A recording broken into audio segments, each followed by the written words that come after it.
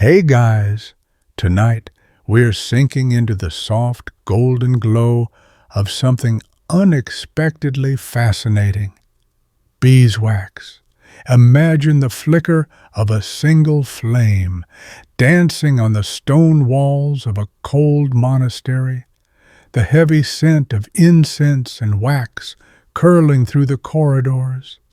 You're walking barefoot on worn slabs wrapped in itchy wool, carrying a stubby taper to find your way to morning prayers. You can't read the hour, but the wax is melting. That's your clock. You're probably not surviving long in this world, by the way. Between plague, famine, and the fact that your breakfast is literally porridge again, it's not looking good. So, before you get comfortable, take a moment to like the video and subscribe, but only if you genuinely enjoy what I do here. Tell me where you're tuning in from and what time it is there. I love seeing the sleepy little community grow. Now, dim the lights. Maybe turn on a fan for that soft background hum, and let's ease into tonight's journey together. You're in a monastery now, early 13th century, maybe Cluny, maybe Canterbury. It's before sunrise, and already the beeswax candles are burning. The smell is sweet, a bit earthy, and somehow comforting in a place that smells mostly of damp robes and quiet suffering. These candles aren't just a luxury, they're a spiritual tool. You see, in the medieval Christian mind, beeswax symbolized purity because it was created by virgin worker bees. That's right. Even the insects were judged by their lifestyle choices. Lighting candles was an act of reverence. You'd process into the nave carrying a taper, muttering Latin, wax dripping on your sleeve. And unlike tallow, made from rendered animal fat, beeswax didn't stink. That alone made it the Chanel No. 5 of medieval lighting. Richer churches could afford it in bulk, bought from monasteries that kept vast apiaries.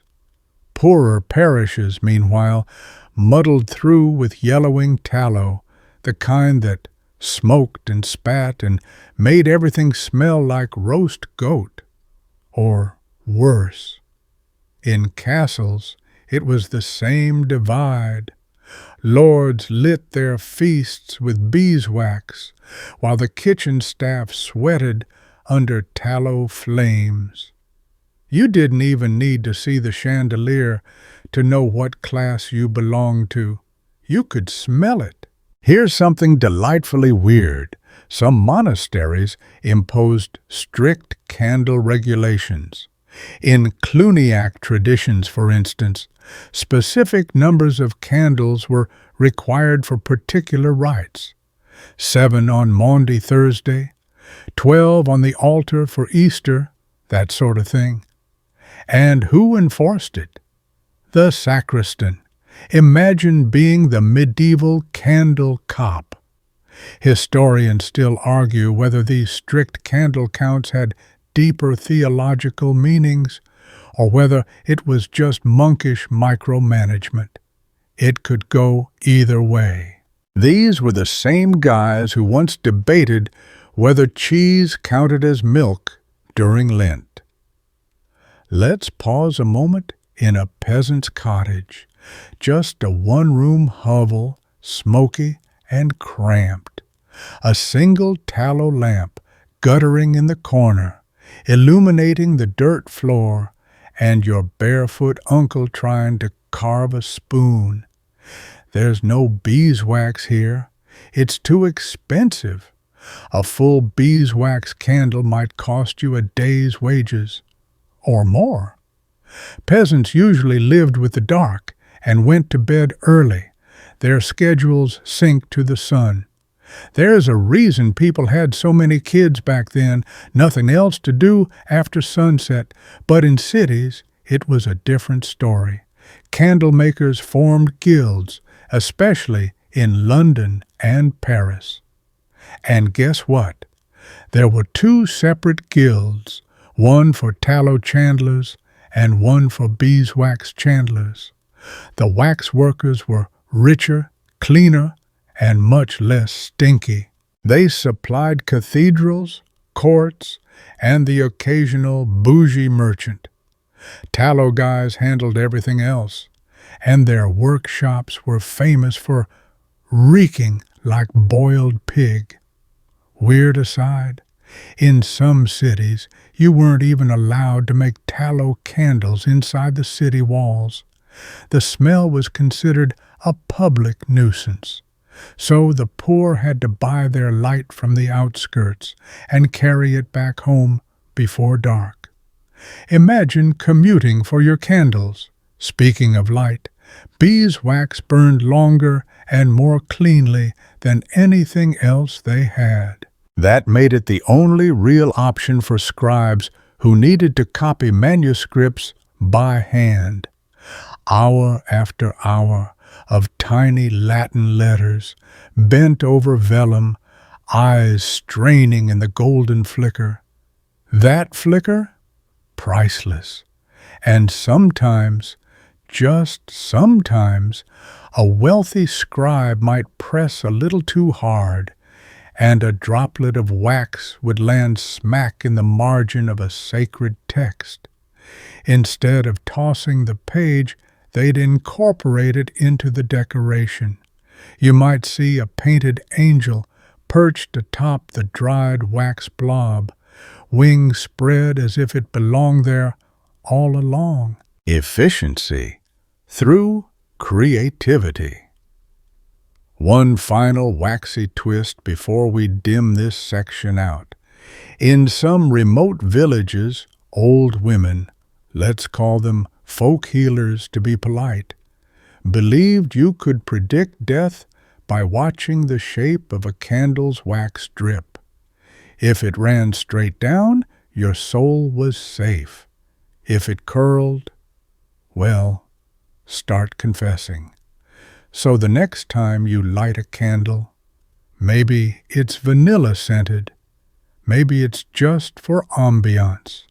Remember, in the Middle Ages, that same gentle flame marked the boundary between wealth and poverty, sacred and profane, and sometimes even life and death. You stand at the edge of a cold, drafty great hall, the kind with tapestries clinging to the walls like half-hearted insulation and a throne that's more symbolic than comfortable. Before you, on a heavy oaken table, lies a document, vellum, not paper, of course. Paper's still a luxury here, something the East has and the West's just figuring out how to steal. But it's not the document that catches your eye. It's the wax. Thick, golden red, stamped with a design so intricate it looks like someone carved it with a needle. That, my friend, is the Queen's seal, and it means business. Royal beeswax seals weren't just decorative blobs. They were authentication, authority, and a little bit of magic, all rolled into one. If the king sent an order without his seal, it was just some dude with a quill and delusions of grandeur. But once that wax cooled, once the signet ring pressed into it with just the right pressure, it became law. Or at least something that would get you hanged if you disobeyed it. This isn't just about kings and queens either. Even minor nobles had their own personalized seals. Some were inherited, some were, let's say, creatively acquired. And forgeries? Oh yes, Seals were faked, stolen, or even melted down and reshaped, which is awkward because historians still argue whether any of the surviving seals from the 12th century are the real deal. Some suspect entire court charters were sealed posthumously, meaning the monarch was dead when they supposedly signed it. You've probably heard of signet rings, those chunky bands with engraved crests or initials. They weren't just status symbols. In a world without passwords or two-factor authentication, that wax seal was your blue check mark. Lose the ring? You'd better change your whole identity, or just flee to Flanders and start over as a barrel maker. Let's zoom in. You're watching a clerk, pale, overworked, probably named Edwin, carefully melt a stick of beeswax over a tiny flame. He holds it above the parchment and lets the drops fall with almost meditative focus. Then, before it cools, he presses the ring in. Not too hard, not too soft, just enough to leave a crisp impression of a lion or a fleur-de-lis, or maybe some overly ambitious family motto like ever upward, never yielding, even though the guy can't afford shoes.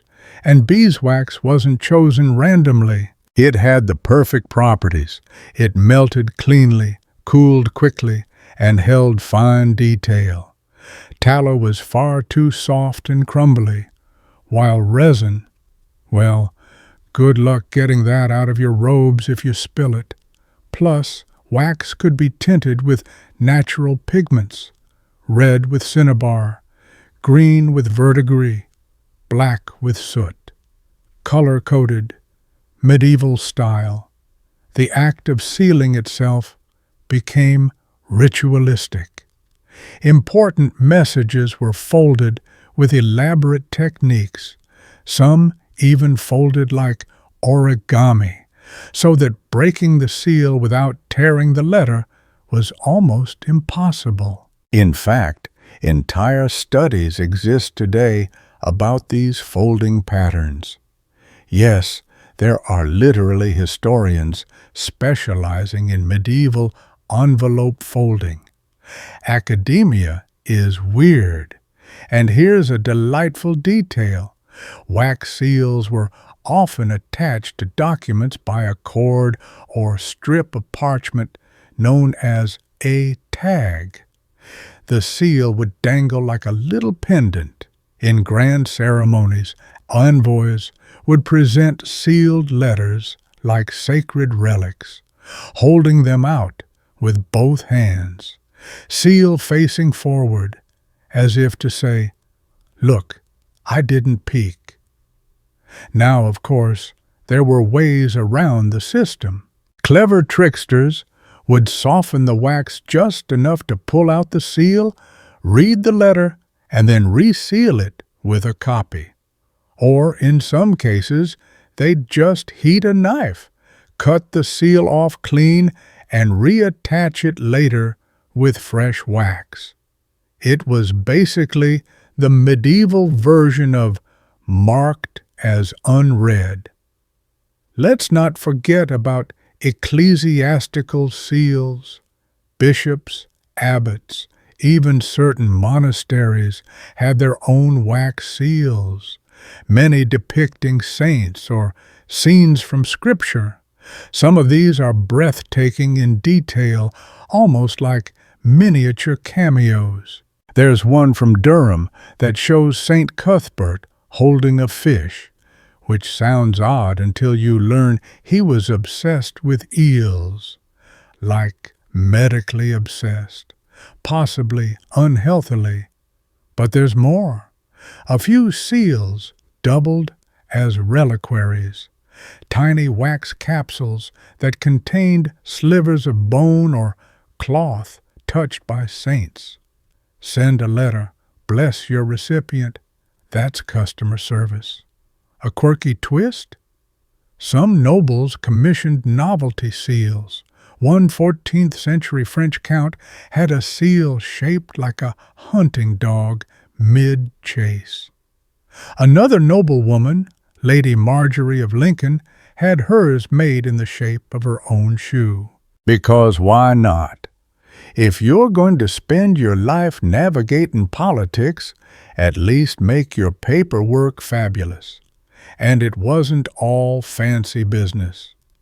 Local town guilds used wax seals for mundane things, approving apprenticeships, confirming deliveries of fish, authorizing ale weights.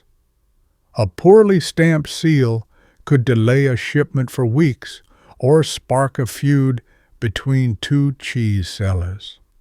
You laugh, but there were actual riots over moldy cheese and improperly sealed beer barrels. To make matters more chaotic, the consistency of the wax itself varied.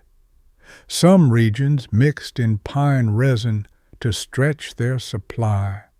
Others added chalk. The result? Seals that cracked, crumbled, or fell off in damp weather. Imagine mailing a royal command across Europe and having the seal flake off halfway there. Yes, Your Grace, the messenger swears it was signed, but the wax fell into a puddle near Ghent. Yet despite the fragility, these seals endured. Many survive today in museums, some still clinging to scraps of their original parchment. Their tiny, ancient fingerprints, each one tells a story, a declaration of war, a land grant, a marriage proposal, a shipping contract for 12 barrels of herring. Beeswax made those stories last. So next time you seal an envelope with a sticker or a wax stamp you bought on Etsy, just remember, you're part of a long, melty tradition of authority, artistry, and the occasional forged wine order. You shuffle into a cold, echoing chapel at the edge of dawn, robes swishing against your ankles, the air sharp with the smell of stone and incense. There are no pews, just benches or bare kneelers, and no overhead lights. Only candles. Rows and rows of slender, flickering beeswax tapers. Their glow warms the gloom, casting halos on painted saints and golden altarpieces. You find your place, bow your head, and try not to sneeze as a bit of smoke curls up your nose. Welcome to the morning liturgy. Candles in the Middle Ages weren't just sources of light. They were spiritual instruments seen as symbols of the divine. In churches, they marked sacred moments. Their flames stood in for the eternal light of Christ. Their clean, burning nature representing purity. Their beeswax bodies, the offering of the faithful. And while you could use tallow candles in your kitchen, in church, only beeswax would do. God apparently had expensive taste. In Catholic Europe, especially before the Reformation, candles were used to structure worship itself. Every altar had to have at least 2. The wealthier churches often showed off with 6 or more, depending on the occasion. Candle counts weren't random. Certain feast days required more. On Candlemas, for instance, the entire congregation would bring candles from home to be blessed by the priest. That's right. Bring your own candle day, once a year, to spiritually recharge your lighting stash. And once those candles were blessed, they were thought to have real power. People kept them at home and burned them during storms to ward off lightning. Others used them to ease childbirth or protect a dying soul. If you've ever tried lighting a candle during a thunderstorm with one hand while holding on to your midwife with the other, congrats. You and a 14th century villager have something in common. Now, let's talk shapes. Not all candles were your classic stick form. Some were twisted into spirals, others braided like bread loaves. In major ceremonies, coronations, processions, funerals, they used massive pillars of wax, sometimes taller than a man. One record from 1399 mentions a Paschal candle weighing over 80 pounds. It took multiple monks just to carry it in procession. You can imagine someone pulling a shoulder muscle in the name of divine illumination. But how did they make all this wax into something usable? Well, you started with a beeswax cake, an ugly lump that smelled faintly of forest and honey. It was melted in clay pots and carefully poured over wicks, often made of linen or rushes. Medieval candle-making was a layered process, literally. Wicks were dipped again and again into molten wax until the candle reached the right thickness. Think of it like medieval cake pop assembly, only less edible and more flammable. And of course, who was doing all this work? You guessed it, the monks. Monasteries ran large-scale beeswax operations, with whole buildings dedicated to candle production. There were candle houses, wax presses, and rooms for straining impurities. Wax had to be clean. No dead bees, no leaves, no grit. It took an obsessive level of filtering. The Benedictines naturally made it an art form. One abbot even wrote a short treatise on the proper boiling of wax. It's very boring. Do not read it before operating machinery. Historians still argue whether the abundance of candles in some abbeys reflected genuine piety or just competition. Some abbots were known to boast about how many candles they burned during Easter Mass, as if it were a spiritual flex. Oh, your abbey uses 200 tapers? How quaint!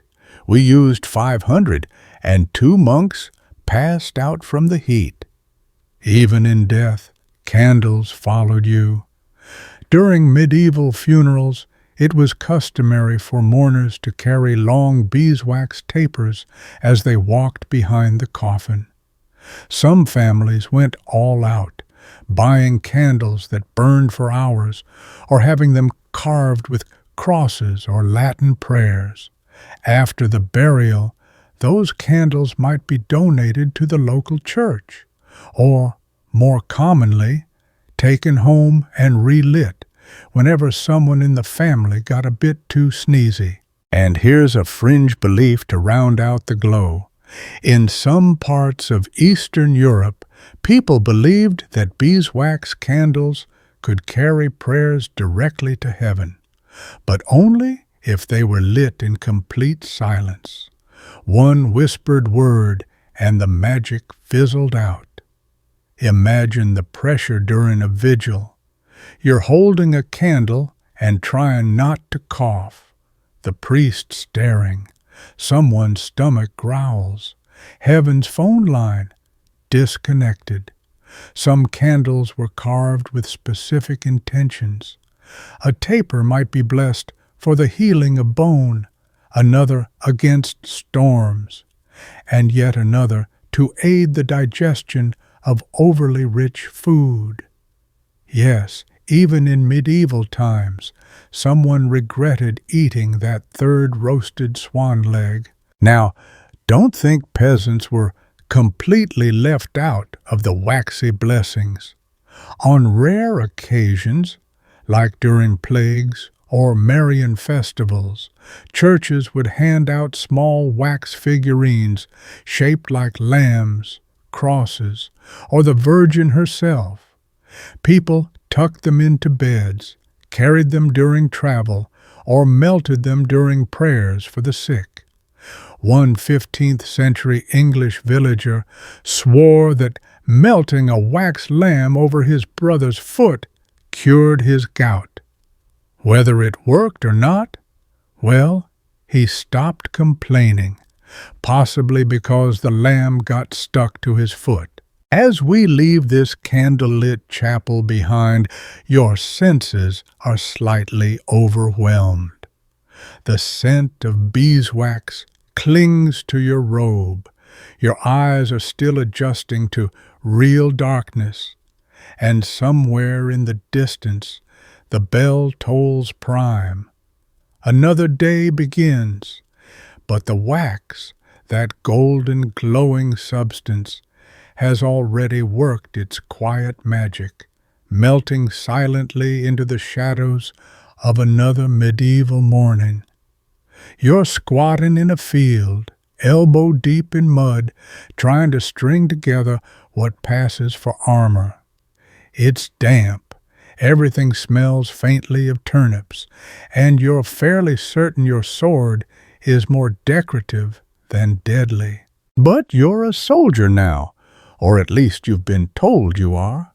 You're part of a levy, called up by your local lord to go whack some other poor farmer over a border dispute. And here's the thing.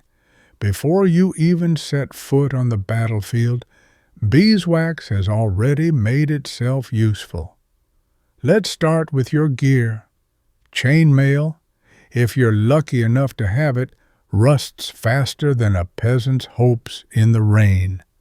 But if you rub it down with a beeswax and oil mixture, that metal stays slick, protected, and vaguely lemon-scented. Okay, maybe not lemon, more like barnyard floral. Still, it helps. Beeswax sealed armored joints, kept exposed bits from sticking together, and when mixed with pitch, made a serviceable waterproofing agent. Handy when you're camping in the rain for 3 days, waiting for someone to blow a horn. Your leather straps, also waxed, dry leather cracks, and cracked leather snaps. That could mean your helmet falls off mid-charge. Not ideal. So a bit of beeswax rubbed along the straps keeps things supple. A 14th century knight might have spent as much time tending to his gear as a modern soldier spends cleaning a rifle. Except his cleaning kit included a candle and a dog hair cloth. Now picture your bowman friend next to you, tightening his longbow. He's waxing his bowstring, because frayed strings don't fire arrows. They just slap your nose. A thin smear of beeswax helps the string stay taut and dry. Without it, the damp English air would render the bow about as useful as a wet shoelace. And speaking of arrows, let's go deeper. Fletchers used wax to attach feathers to the shaft, sealing the binding thread so it wouldn't unravel mid-flight. For serious archers, wax wasn't optional. It was part of every arrow's birth. One misplaced drop, though, and the flight was ruined. Somewhere, a medieval Fletcher is still muttering about that one arrow that veered left and hit a goose. Historians still argue whether beeswax was widely used on arrowheads for waterproofing or merely for easier storage. Some say archers dipped arrowheads in wax and pitch before wrapping them in cloth, keeping them dry and rust-free. Others believe the wax was added later, a romantic modern invention. Either way, there's some evidence that elite archers had kits with wax cakes tucked between their spare cords and wine skins. And if you're wondering how this wax got to the battlefield, well, quartermasters knew. They packed it by the lump, often next to soap, oil, and resin. Some armies even issued it like rations, a little cube wrapped in cloth, barely bigger than a plum, could serve 20 purposes in a pinch. But it wasn't all about maintenance. Wax had battlefield flair too. Let's say you're in charge of a banner. Big, showy, terrifying. Your house's sigil painted onto heavy cloth. That banner might be stiffened at the edges with beeswax-soaked linen, so it held its shape even when wet. A floppy banner? That's bad per. People need to know which horseman not to stab. And here's a weirder use: sealing scrolls of battle orders.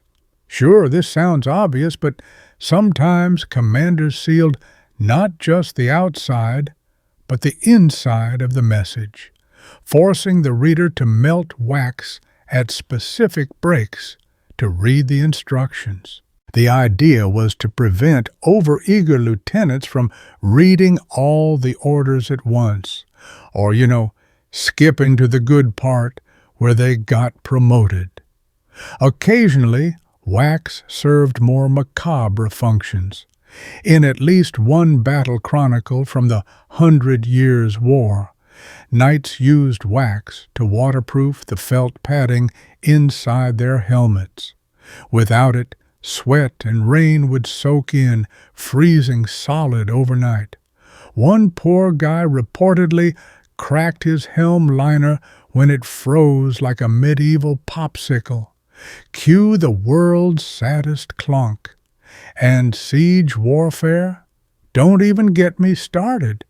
Beeswax was a minor ingredient in Greek fire variants, those early incendiaries that terrified people because they didn't go out when doused with water. Most Greek fire recipes are lost or deliberately misleading, thanks Byzantines, but some mention wax as a thickening agent.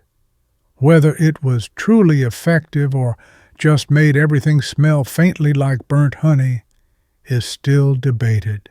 Let's not forget the humble foot soldier.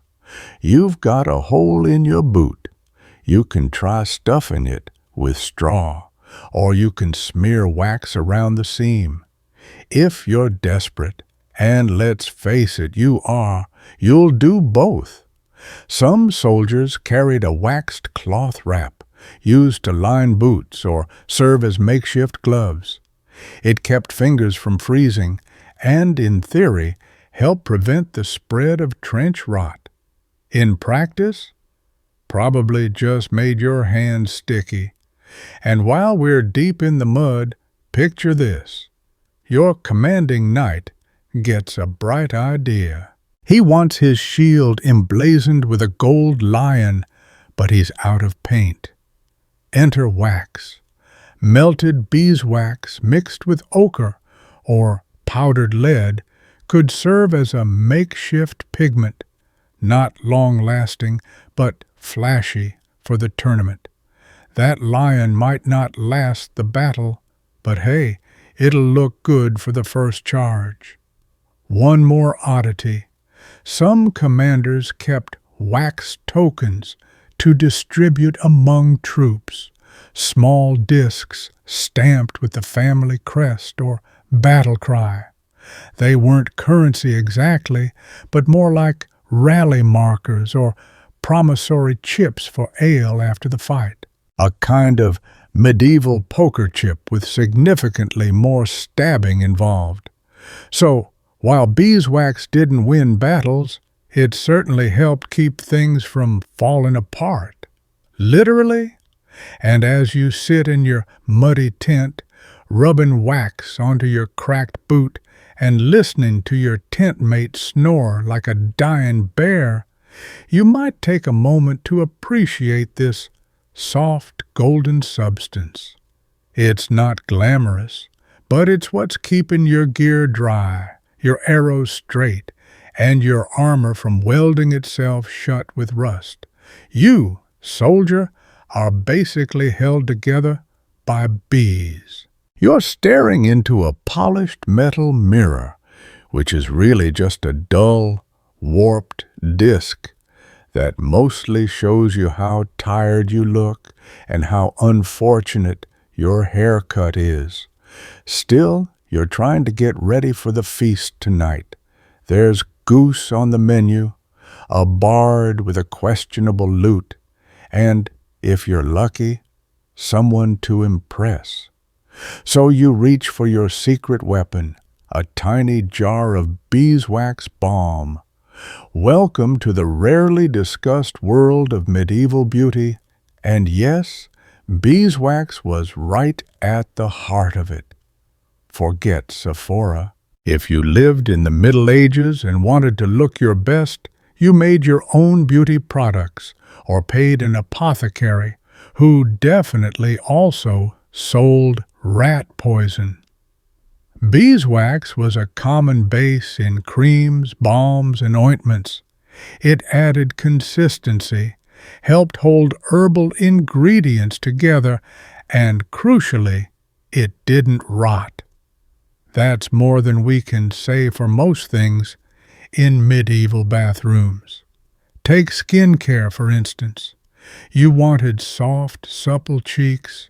Mix rose water with beeswax and a touch of animal fat.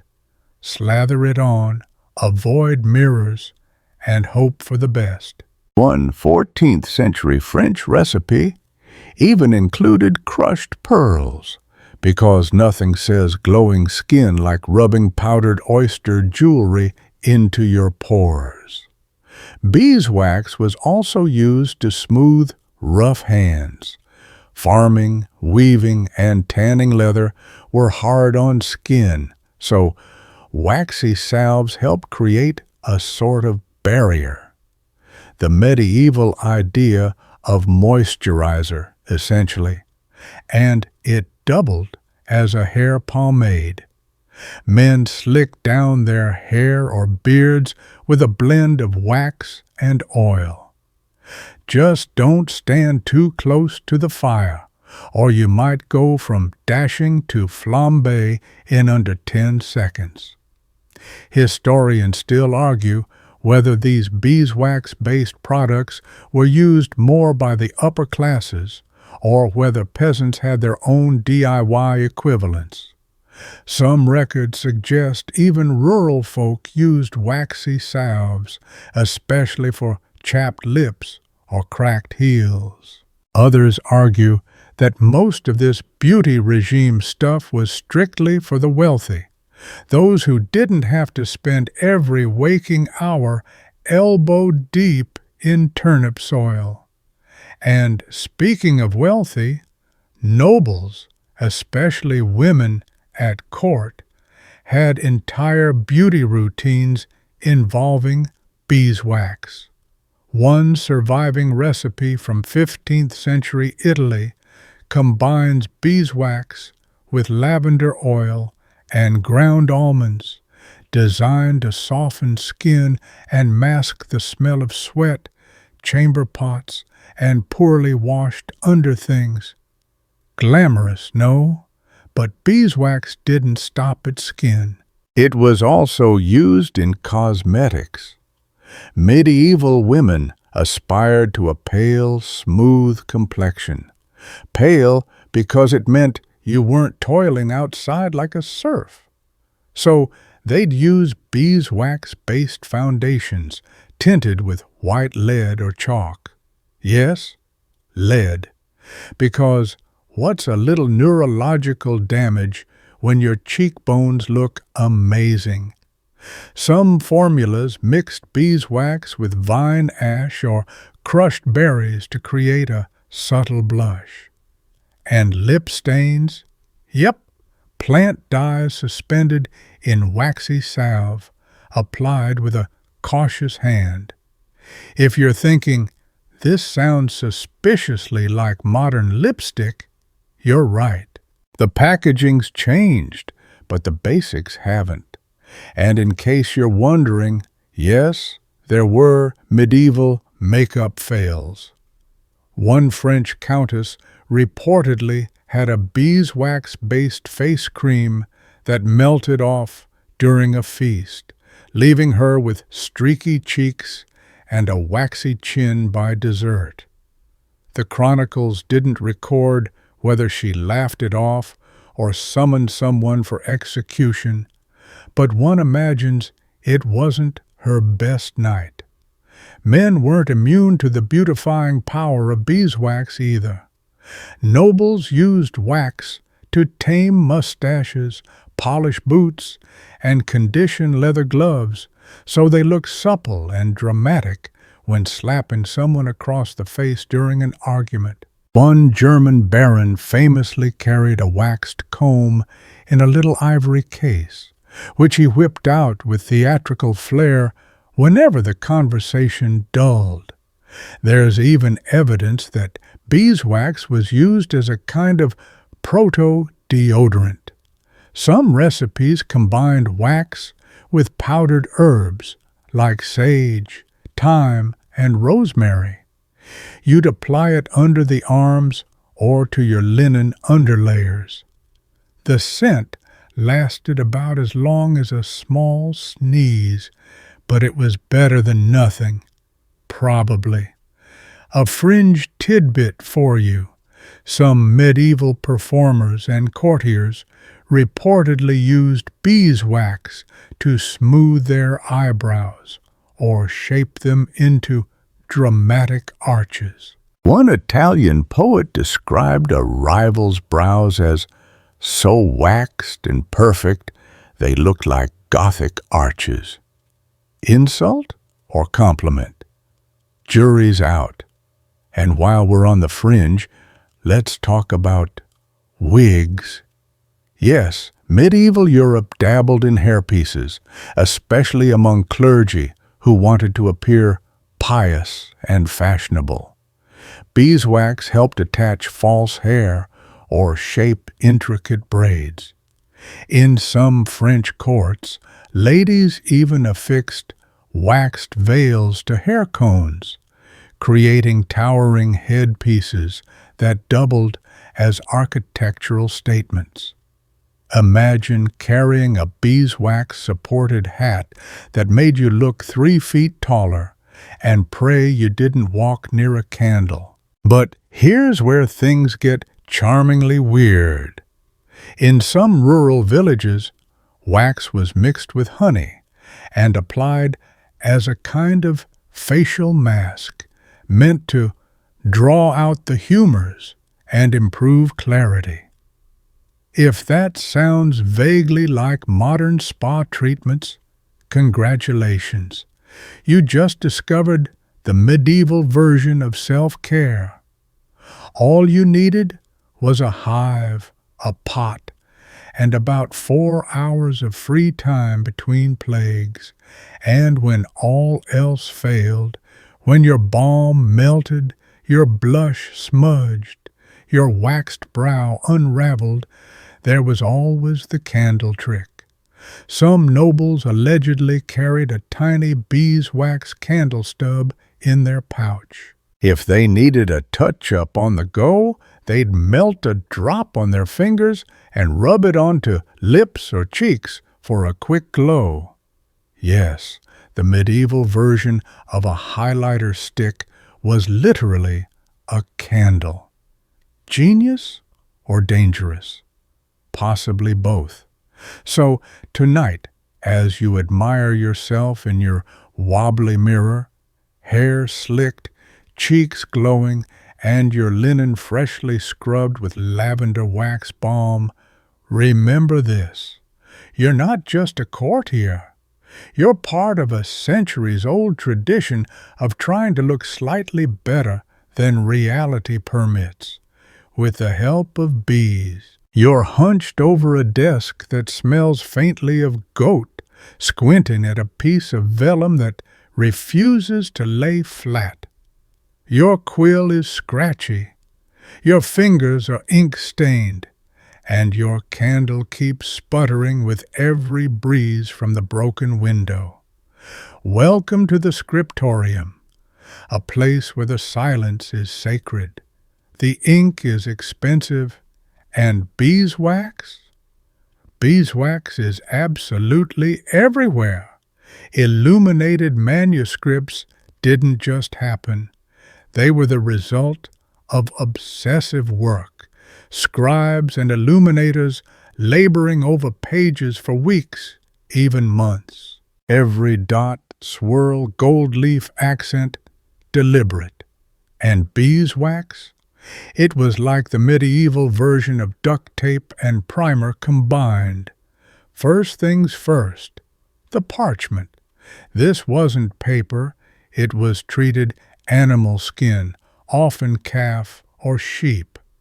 It came stiff, wrinkled, and prone to curling. To make it manageable, scribes would rub it with a mix of beeswax and powdered pumice, smoothing out the surface and reducing absorbency. Think of it as prepping your canvas, except your canvas used to be someone's dinner. This beeswax polishing step helped quills glide smoothly and prevented ink from bleeding. You're aiming for precise strokes here, not abstract expressionism. Every letter needed to be crisp, even if the guy reading it later couldn't tell his Psalms from his Proverbs. Now look closer.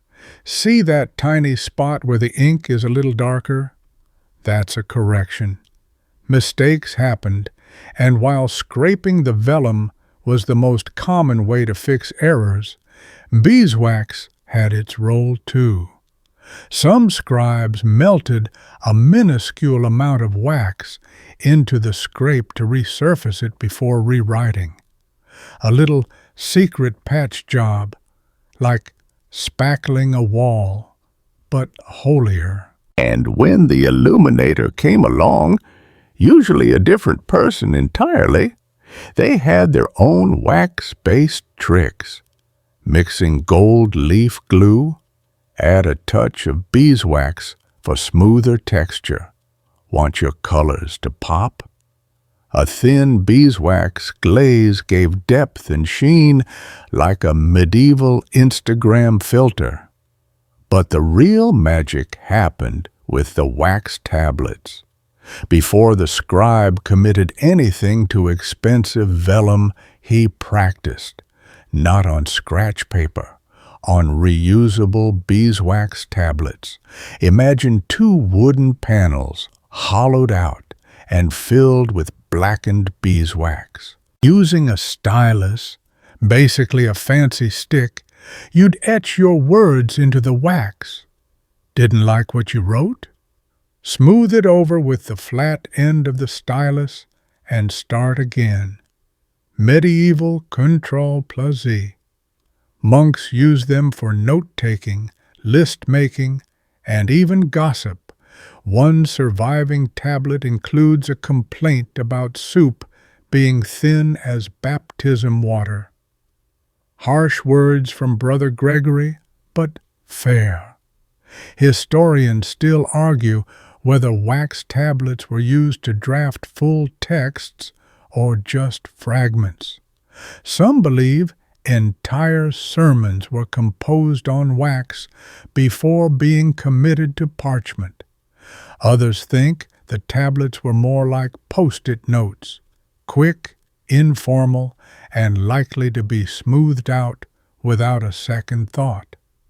Either way, the wax tablet was an essential tool, especially in a world where paper was rare and memory was not to be trusted. Fun fringe fact: In colder monasteries, beeswax tablets had to be warmed gently before use. Too cold, and the wax cracked. Too warm, and it turned to goo. Imagine trying to revise your homily only to find it has melted into a tiny puddle of Latin nonsense. And it didn't stop there. Some records show that scribes used beeswax to temporarily fix gold leaf in place before burnishing. Gold was expensive, delicate, and constantly trying to flake off and stick to your sleeve. A dab of wax solved that, until someone got too ambitious and accidentally fused an entire St. John into their lap. There were even wax seals within manuscripts. Royal copies of legal documents were often embedded with wax directly on the page, not just dangling from a ribbon. This was risky, of course. Wax melts. So the books had to be kept cool and upright. One archivist in Bruges reportedly fainted when a priceless seal fused 2 folios together during a summer heat wave. And let's talk about storage. Finished books, especially in large abbeys, were often shelved horizontally. But to prevent slippage or moisture damage, monks sometimes rubbed beeswax along the edges of bindings or shelf surfaces. It kept the book snug and discouraged insects, who apparently didn't appreciate the taste. A lovely oddity here, some particularly pious scribes would carve tiny crosses into their wax tablets before writing, believing the act would protect them from error or heresy. Considering the consequences of theological typos back then, you can understand the extra precautions. One poor fellow in Mainz allegedly misspelled a verse from Psalms and ended up fasting for 2 weeks to purge the sin of carelessness. Yes, even sloppy handwriting had consequences. Beeswax couldn't save him, but it did help the next guy fix the page. And the scent. Let's not forget that. Scriptoriums often smelled of warm wax, ink, vellum, and dust. A weirdly comforting mix. In winter, when your ink froze and your fingers felt like wood, that waxy smell meant light, warmth, and something to do. Without beeswax, the entire medieval manuscript tradition might have fallen apart, literally. Pages warped, gold flaked, ink bled, and nothing lasted. So next time you flip through a medieval manuscript, digitally, let's be honest, remember that it wasn't just skill and prayer that made it possible. Somewhere, behind the gilded letters and holy illuminations, there was a humble little disk of beeswax, melted just enough to make art last for centuries. You duck into the cramped corner of a shadowy shop, part herb stall, part miracle emporium, and the scent nearly knocks you out. A heady mix of rosemary, vinegar, wine-soaked bandages, old leather, and something vaguely melted. This is no ordinary market stall. You're in an apothecary's lair, where medicine, magic, and total guesswork blend into tiny jars and handwritten scrolls. And tucked among the powders, tinctures, and dried lizard bits, you guessed it, beeswax. In the medieval world, the line between doctor and wizard was often just a matter of costume. You could wear a hood and mutter in Latin, or wear a robe and mutter in Greek. Either way, people came to you when they were desperate. And beeswax? It was everywhere in this medical gray zone. First, there were salves. Wax made the perfect base, malleable when warm, solid when cool, clean burning and long-lasting. Mix it with olive oil and throw in something vaguely medicinal, comfrey, marigold, crushed snail, and boom, you had a balm. Apply it to burns, cuts, rashes, or invisible humors of the skin. Whether it worked, that depended more on faith than science, but at least it smelled nice. One common remedy was a beeswax thyme salve for wounds. You'd melt wax gently, mix in thyme, believed to ward off infection and spirits alike, and apply it to an injury still sticky with blood. It sealed the cut, kept dirt out, and didn't sting like vinegar-based tonics.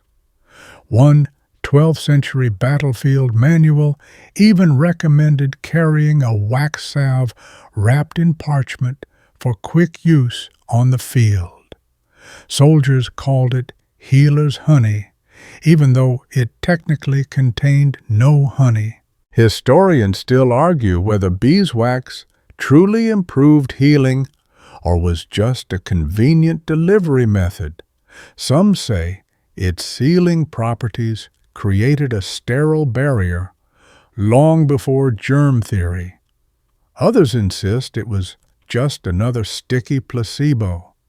But in a world where surgeries were done without anesthesia and the success rate of tooth pulling hovered near coin toss, anything that didn't actively kill you was considered a win. Let's not forget the poultices.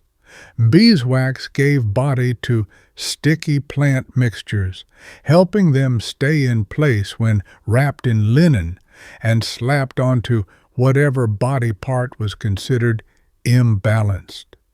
Whether it was a sore knee or a wandering spleen, there was a poultice for that. Often warmed over coals, they were applied with solemn chants and the hope that no one died before the recipe finished cooking. And now for something extra medieval: exorcism salves. In parts of Eastern Europe, wax mixed with herbs and holy water was applied to the chest or forehead of the afflicted, which is a polite way of saying anyone behaving weirdly. It was believed the warmth of the wax would draw out the bad spirit, while the scent of sage or hyssop would drive it away. If that didn't work, the patient was usually dunked in a river. Medical options were limited. A fringe tidbit here. In some monasteries, beeswax was even used to seal medicine containers and protect pills from spoiling. These weren't capsules like today, more like tiny beads of compressed herbs, honey, and clay, sealed with a wax coating to preserve their virtue. You'd swallow them whole, wax and all, and hope your stomach didn't revolt. Beeswax also found its way into dental care, if you can call it that. Some early prosthetic dentures were glued together with beeswax mixtures, and a few desperate souls even tried stuffing wax into tooth cavities to ease pain. It dulled the ache, sure, until it melted during soup. And then it didn't. Oh, and earwax? Not unrelated. There are medieval records of beeswax being used to soften hardened earwax, like fighting wax with wax. A few drops melted and cooled, then inserted gently into the ear. One Italian physician claimed it tickled the devil from the skull. Whether that's a metaphor or a horrifying description of what happened next, we'll never know. And what about childbirth? Midwives often carried wax salves scented with rose or lavender to calm laboring women. Some recipes claim to soften the gateway of life. Their words, not mine, by warming the skin and easing muscle tension.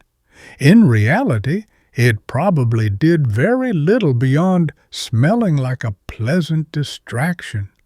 Still, in the agony of a medieval birth, even that was probably worth a few extra shillings. But wait, it gets weirder. Some apothecaries believed that demons could inhabit wax itself. Melting it with holy herbs, they said, released trapped spirits. One 14th century manual recommends burning a wax figure shaped like a frog to cure stomach cramps, because the humors of the belly are deceitful and must be frightened into order. The science, not sound. The drama, spectacular. There were also charm sachets, small pouches of wax mixed with herbs and animal hair, sewn into garments or hung from cribs. Supposedly, they warded off illness and bad dreams. Some had little wax discs with crosses carved in them, or symbols representing the sun. A few even had inscriptions that read like very polite threats to wandering spirits. And for the final flair, wax used in preservation. High-born families sometimes sealed dried flowers, relics, or sacred bones in wax casings, stored in reliquaries or amulets. The idea was to preserve the essence of the object, its power, by protecting it from air and sin. One noblewoman reportedly carried a wax-encased toenail of St. Catherine around her neck for 40 years. It allegedly protected her from fever. Whether it protected her from fashion is another matter. So, as you step out of the apothecary's shop, clutching your beeswax stoppered vial and trying not to trip on the cobblestones, remember, in a world without microscopes or antibiotics, beeswax offered something rare: stability. It bound, sealed, soothed, and sometimes even healed, depending on who you asked. Was it magic, medicine, or just a really useful byproduct of buzzing bugs? Maybe all three. You're in the back of a smoky tavern, leaning a little too close to the fire, the scent of ale and sweat clinging to your cloak. Someone nearby is tuning a lute, poorly, and across the room a merchant with ink-stained fingers is unrolling a scroll. You squint. It's not just a list of goods, it's a map. And beside it, a strange little lump of golden material, half-melted, sweet-smelling, pressed into a stamped disc. That's not decoration, that's beeswax, and it's the unsung hero of medieval trade. See? Commerce in the Middle Ages was messy. Roads were bad, currencies varied wildly, and about half the people you met were trying to cheat you. So how did you make trade work? You needed consistency, trust, and a way to mark goods as legitimate. enter beeswax. Let's start with shipping. When merchants packed goods, textiles, spices, wine, salt, or whatever else could survive a bumpy cart ride, they used wax seals to guarantee authenticity. A merchant's personal seal, pressed into a lump of beeswax on a crate, acted like a promise. I pack this. I own this. I vouch for this.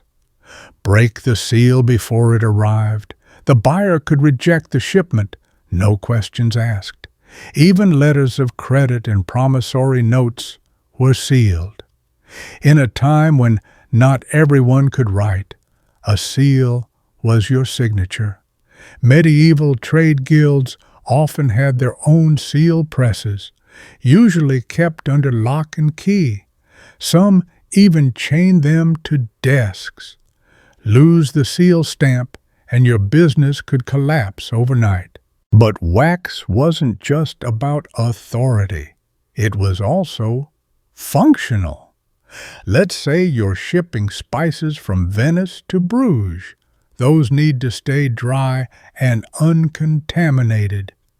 So, before sealing the barrels, you drizzle melted beeswax around the lid seam. It hardens into a waterproof lock.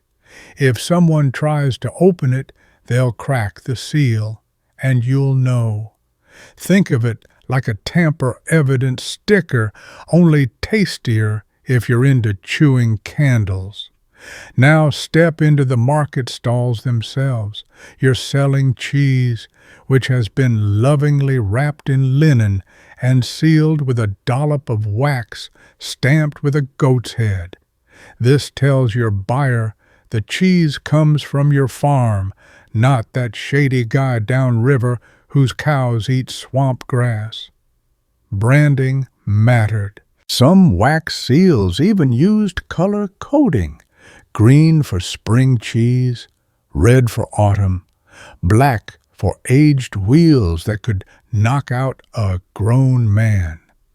Historians still argue whether these seals were legally binding or just marketing flair. In some port cities, sealed goods carried extra taxes or exemptions, depending on their guild affiliation. Others believe seals were more like medieval Yelp reviews. If it's got the wax pig on it, it's good. If not, don't eat it in front of company. And speaking of marketing flair, some traders got very creative. One German cloth merchant used wax stamps shaped like stars. A Flemish ale seller used tiny wax beer mugs. One apothecary even used wax skulls, presumably to scare off competitors or make his herbal stomach powder seem thrillingly dangerous. Let's not forget the role of beeswax in the goods themselves. It was a tradable commodity, sold by weight or volume, often molded into cakes stamped with the region of origin. English wax was prized for its purity. Russian wax was harder and darker, sometimes used for more industrial purposes. And Cypriot beeswax? That was the champagne of wax, pale, fragrant, and expensive. Some merchants traveled only to buy wax. They'd load it in barrels or wrap it in cloth for transport. And because beeswax doesn't spoil, it was one of the few products that could survive long journeys without becoming soup or fungus.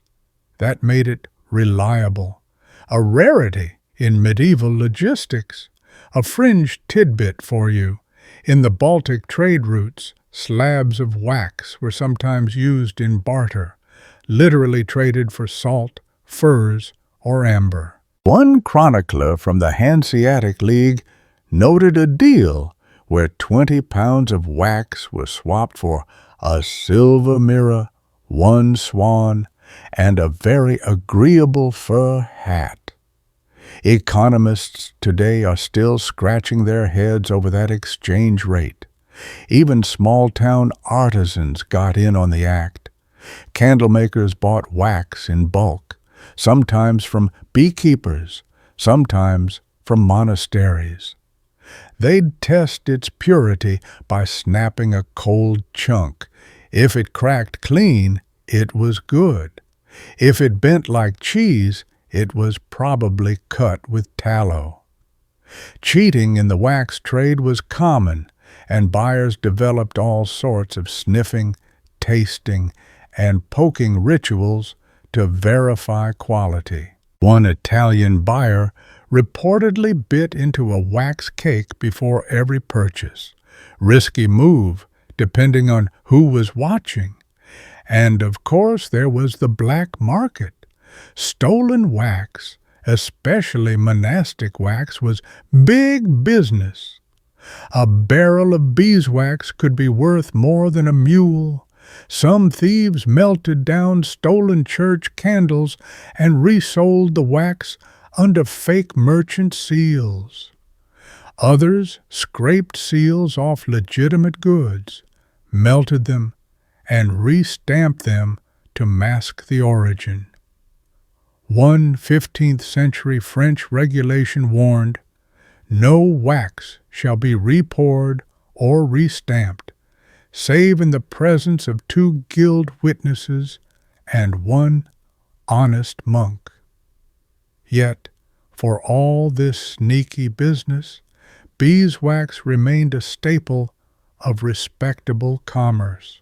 Some guild halls even lit ceremonial candles made from the first wax sold in spring, blessed by a priest, of course, because nothing says good quarterly projections like lighting a holy taper and hoping no one dies of dysentery. Even as paper money began to emerge and metal coins became more standardized, beeswax held its ground. It didn't rust, didn't spoil, and left a mark wherever it went. That's more than most traveling merchants could say. So as you watch the merchant in the tavern roll up his map and tuck his wax seal back into its little pouch, think about all the journeys that tiny lump of wax will make. From cart to crate, from hand to hand, it will hold promises, protect deals, and outlast even the finest parchment. It's not flashy, it's not loud, but it's reliable, and in the Middle Ages, that made it priceless. You've just stepped inside a modest but bustling workshop. The floorboards creak, shelves sag under the weight of small molds, brushes, pigments, and peculiar tools with unclear purposes. And perched at the center of this medieval chaos is a rotating wheel covered in a thin film of beeswax. No, you're not in an apothecary or a candle shop. You're in an artist's studio. And the wax isn't just for sealing or scent. It's the foundation of a lost art, encaustic and wax sculpture. Let's start with something that may surprise you. Medieval artists didn't just paint with oils or egg tempera. There was a lesser-known technique inherited from Roman times called encaustic painting, using hot beeswax mixed with pigments to create vivid, long-lasting images. Think of it like painting with lava, if lava smelled faintly of honey and required constant reheating. The process was labor-intensive. First, artists melted beeswax over coals, then stirred in colored powders, iron oxide for red, copper for green, lapis lazuli for that rare ultramarine blue, assuming you had the coin. The wax had to be the right temperature. Too hot, and it smoked or discolored. Too cold, and it hardened on the brush mid-stroke. This wasn't just painting, it was a race against cooling physics. Once applied, the artist would reheat the surface gently with a glowing metal spatula or coal pan, fusing the layers of wax into a seamless skin. Done right, the result shimmered, translucent, luminous, almost otherworldly. Done wrong, it cracked, ran, or caught fire. Artistic risk. Medieval edition. Now, historians still argue whether encaustic painting remained widespread during the Middle Ages or faded into obscurity until revived later. Some scholars believe it survived in monastery workshops and Byzantine churches. Others think it was more myth than method. But surviving icons suggest at least a few artists braved the heat. Of course, wax's artistic potential didn't stop at painting. Sculpture, especially effigies, made heavy use of beeswax. Ever been to a royal funeral in the 1300s? Probably not. Bit late for that. If you had, you might have seen a life-sized wax replica of the deceased, lying in state atop the coffin, dressed in real clothes and sometimes wearing a crown. These weren't Halloween decorations. They were called funeral effigies. Crafted by court artisans, they were meant to preserve the dignity of the royal dead, especially if the real body had become less than photogenic. The wax face was modeled from life, or post-mortem if you were lucky, with glass eyes, human hair, and the eerie stillness of a museum doll.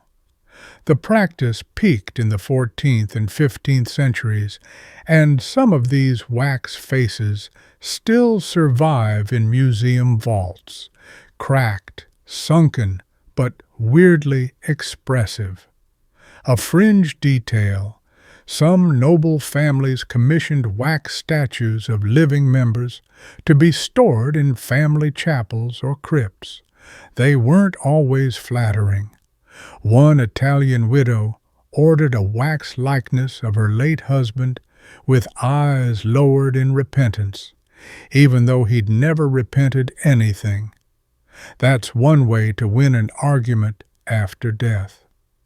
Back in the artist's workshop, wax also served as a modeling medium, used to shape small figures, scenes, and reliefs before committing to stone or metal. Sculptors made maquettes, preliminary models, from wax because it was malleable, detailed, and relatively cheap. Need to test a saint's halo or a knight's scowl? Wax first, marble later.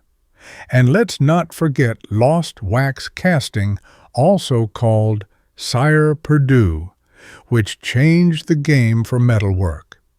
Here's how it worked. You sculpt your figure in beeswax, say a saint holding a book. You coat it in clay, creating a solid mold around the wax. You fire the mold in a kiln. The wax melts and drains out, hence lost. You pour molten metal, usually bronze, into the empty cavity. Once cooled, you smash the mold and reveal your metal statue. This technique allowed for intricate details, flowing robes, delicate fingers, expressive faces. Some of the greatest medieval reliquaries, those ornate containers for saintly body parts, were made using this exact method. Beeswax wasn't just a sculptor's sketchpad. It was the beginning of the final masterpiece. A famous example? The Golden Virgin of Amiens, crafted in part using lost wax casting techniques starting from a wax model. That serene face, those elegant folds in her robe, all first sculpted by a very patient artist and a very patient lump of wax. And here's something even stranger. Wax was used to replicate wounds. In medical illustration, some surgeons created wax models of injuries to show students what an arrow wound or sword gash actually looked like. These models, made from tinted wax and sometimes embedded with threads or bone, gave future surgeons something to study without needing a fresh corpse. Consider it the world's squishiest textbook. There were even devotional wax scenes, tiny dioramas of the Nativity, the Crucifixion, or saints performing miracles, made entirely of colored wax and tucked into wooden boxes like sacred doll houses. Popular in German and Austrian households, they let you carry a bit of the sacred with you, assuming it didn't melt en route. And yes, art fraud was a thing. Some less than reputable artisans made fake relics by embedding wax bones or holy dust into wax figurines, selling them to gullible pilgrims. One monk famously created a wax thumb of St. Andrew that turned out to be part of an old candlestick. He was sent to a different abbey on permanent silence duty. So, as you stand in that workshop, watching an apprentice blow gently over a still warm wax face, or a sculptor etch delicate scroll work into a wax saint's robes, consider this. Art wasn't always about permanence. Sometimes it was about transition, about forming something in wax, not because it would last forever, but because it could become something else. A painting, a statue, a devotion, a lie. Beeswax, soft and golden, was the material of transformation. And in a world obsessed with the divine and the decaying, that made it art's most essential secret. You're standing in the dim nave of a towering stone cathedral. The air smells of old incense, wet stone, and melting wax. Candles flicker in iron holders, their flames barely swaying despite the cold. The glow doesn't really illuminate so much as carve shadows out of the dark. And yet, it's beautiful. Sacred, even. This is the Middle Ages' most atmospheric use of beeswax, the divine light of God. Candles were everywhere in medieval religious life. They burned in churches, chapels, shrines, cathedrals, monasteries, even in the hands of the dying. And they weren't made of just any wax. No, these holy lights demanded the purest source, beeswax, not tallow, never tallow. That stuff smelled like meat stew gone wrong and smoked like a chimney. Only beeswax burned with a clean, steady flame worthy of illuminating the Word. Churches didn't just use beeswax, they consumed it by the ton. One major cathedral could burn through hundreds of pounds a year. Monasteries kept ledgers tracking wax purchases like sacred spreadsheets. Some abbeys even had their own beehives to maintain supply. In fact, part of a monk's duties might include beekeeping, not just for honey, but to fuel the lamps of prayer.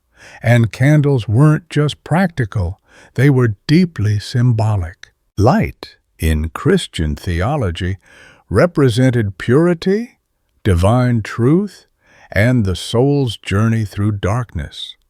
A beeswax candle wasn't just illumination, it was a lit offering, a glowing prayer, a physical presence in a spiritual space. Take the Paschal candle, for instance. Still used today during Easter Vigil, the Paschal candle is enormous, sometimes taller than the priest, and must be made of pure beeswax. Its lighting symbolizes Christ's resurrection, the light returning to the world. No pressure, candle. And let's not forget the Feast of Candlemas, celebrated every February 2nd. On this day, the Church blessed all the candles that would be used in the coming year. It was a big deal. People brought their own candles from home to be blessed, especially those meant to protect against storms or illness. Superstition? Maybe. Tradition? Definitely. Some households kept their Candlemas candle by the bed all year, lighting it during sickness, childbirth, or particularly loud thunderstorms. Historians still argue whether Candlemas evolved from earlier pagan fire festivals or emerged independently in Christian liturgy. The overlap is suspicious. Light, midwinter, purification themes, but concrete evidence is fuzzy. What's not in question is the economic impact. Candlemas sent demand for beeswax skyrocketing every winter. Good news for beekeepers, slightly less good for the bees. And beeswax wasn't just used in candles during worship. It also helped with rituals. When someone made a vow to God or a saint, they often offered a beeswax candle in the shape of the body part they hoped to heal. Got a bad knee? Leave a wax leg at the shrine. Eye infection? A tiny eyeball. There are entire storage rooms in European cathedrals, still filled with dusty boxes of wax hearts, ears, lungs, and yes, even wax posteriors. Devotion has no shame. Some of these ex voto candles were crude. Others were eerily lifelike, crafted by artisans who specialized in devotional anatomy. The wax offerings were burned slowly during vigils, their melting seen as a visible metaphor for suffering transferred, petition sent. Imagine kneeling as a wax foot burns in silence beside you, smoke curling up like prayer. A fringe tidbit. In some communities, women hoping to conceive would light a wax figure of a baby, complete with chubby limbs and swaddling. They believed the burning wax would warm the womb. Whether it worked is unclear, but the practice endured for centuries. Now, look above you. See those chandeliers? Those massive circular holders with dozens of taper candles? They weren't just for light. They were architectural halos, symbolic, spiritual, and wildly flammable. Cathedrals sometimes held entire ceremonies just to light them, dozens of monks chanting, the wax scent thick in the air, the dark ceiling glittering with trembling gold points like heaven drawn in candlelight. And then there were votive candles, small personal offerings, You lit one for your mother's health, or your brother's safe journey, or that sick donkey that carries water. Each one a private hope placed in a public space. People left coins by them, notes, sometimes even teeth, locks of hair, or tiny carved saints. It was candle magic with theological paperwork. Church records from the 13th century list entire professions of candle tenders, people whose full-time job was to trim wicks, gather stubs, remold leftovers, and relight flames. Wax recycling was common. Some churches had pots always on the boil in back rooms full of dripped wax waiting to be reborn. No flicker wasted. And remember, candles cost money. Pure beeswax was a luxury. Only the wealthiest churches could afford to burn it day and night. Smaller parishes might save their beeswax candles for Sunday Mass and substitute with stinky tallow during the week. Parishioners noticed. "The sweet smoke of saints," one priest wrote, "is traded for the fat of the field when coffers run dry." Occasionally, wax became currency in itself. Wealthy patrons donated vast quantities of beeswax to cathedrals, measured in pounds, not sticks. A noblewoman might offer 40 pounds of beeswax yearly for the souls of her kin. Not metaphorical pounds, literal, sticky, golden lumps. Some parishes listed wax on their tithe rolls alongside grain and sheep. And yes, wax theft was a thing. More than one monk was caught borrowing church wax to light his personal study or warm his sandals at night. One enterprising novice in York allegedly melted old altar stubs to make a little wax knight figurine army.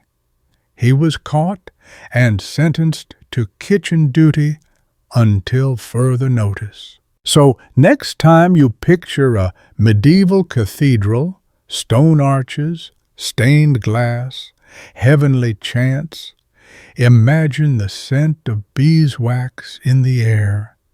Imagine the soft gold glow on stone columns. Imagine someone kneeling before a tiny flickering flame, asking for mercy or healing or maybe just a little hope. Because in the darkest corners of the Middle Ages, beeswax didn't just light the room, it lit the soul.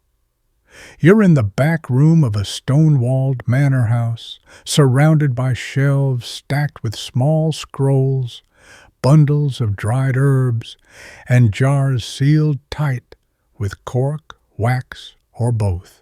A fire crackles low in the hearth, casting dancing shadows over a cluttered writing desk. The person hunched over it isn't a priest or a noble. It's a medieval clerk, and he's muttering to himself while carefully dripping hot beeswax onto the end of a rolled-up parchment. This, dear listener, is the realm of seals, signatures, and wax diplomacy. Before everyone had a signature, and long before anyone had a fingerprint on file, seals were the definitive way to prove who you were, what you owned, and what you promised. And the best sealing medium? You already know the answer. Beeswax. Soft enough to take an impression, hard enough to hold it, durable enough to outlive generations if stored well. Paper fades, ink smudges, wax remembers. Let's start with the basics. You take your scroll or letter, Let's say it's a land deed, or a royal decree, or a slightly passive-aggressive message to a rival abbot, and roll it up. Then you drip a blob of warm beeswax onto the edge and press your seal into it. That seal might be engraved into a metal ring, a carved wooden stamp, or an ornate device called a matrix. The design is personal, a family crest, a saint, a mythological beast, or sometimes just your initials if you're low on imagination. The result? A little disc of hardened wax bearing your mark, proof that you made the document, approved it, and stood by its contents. Break the seal, and it's been tampered with. Try to forge it, and, well, good luck. These things were surprisingly detailed, and anyone important had clerks trained to spot the fakes. Historians still argue just how secure wax seals were. Some believe forgery was rampant, especially with stolen matrices. Others think seals were so heavily regulated, especially in royal and ecclesiastical circles, that any suspicious document was quickly exposed. Either way, entire legal systems were built around trusting the wax. There were different kinds of seals, too. The pendant seal hung from the bottom of a document by a cord or ribbon, often for royal or monastic use. The applied seal was pressed right onto the paper or parchment. Some were double-sided, with an impression on both the front and the back. Others were encased in protective wax casings, like tiny reliquaries. It was sealception, and size mattered. A king's seal might be the size of a teacup, covered in latin and lions. A lowly merchant seal might be no bigger than a grape. Nobles competed for elaborate designs. Some even scented their seals by mixing lavender or frankincense into the beeswax. Because if you're going to intimidate someone with a legal threat, you might as well make it smell divine. Then there's the curious case of wax color. While most beeswax was a warm golden hue, people began dyeing it. Red for royal decrees, green for property grants, black for mourning. One especially cranky bishop used a unique blue wax for excommunications. So, when his seal arrived, you knew you were in trouble before even opening the scroll. Medieval email headers, basically. A fringe tidbit. Some lovers sent secret messages with wax seals carved into heart shapes or bearing romantic symbols. One preserved example shows a rose pressed into pink-dyed wax, attached to a letter that reads, "To thee only, though our houses quarrel." Love letters and Game of Thrones drama. But sealing wasn't just about romance or war. It had an entire bureaucratic ecosystem. Royal courts employed chancellors of the seal, whose whole job was to guard, maintain, and witness the use of important matrices. In England, for example, the Great Seal authorized laws and treaties, while the Privy Seal handled personal royal correspondence. Each had its own wax, box, and entourage. And here's the kicker. Wax seals had legal weight. If a land dispute arose, showing a sealed document could win your case, provided the wax was intact and the seal was recognized. In some towns, you could even register your seal with the local guild or court, just to prevent confusion. Basically, a medieval version of notarization, but with more bees. For everyday folks, sealing wax became a way to protect property and reputation. Wills, dowry contracts, apprenticeships, and even recipes were sealed to show authenticity. One French widow left her beeswax seal to her daughter as part of her inheritance, that she may defend her name and bake in peace. Priorities. Some monks used beeswax to seal private confessions or visions written down for future reflection. These scrolls were sometimes buried with the monk or hidden in monastery walls. The idea was simple. If you sealed it with wax and faith, no one could question your intentions. And like all good things, seals had rituals. Documents were sometimes kissed after sealing. Candles were lit as they dried. In especially dramatic instances, entire court audiences watched as a nobleman pressed his ring into hot wax, followed by dramatic silence as if the wax itself had just spoken. Let's not forget wax's other diplomatic use: gifts. Sealed wax figures, often saints, doves, or symbolic creatures, were exchanged as tokens of alliance or peace. One German princess reportedly sent a wax peacock to her future husband as a symbol of loyalty and pride. It arrived partially melted.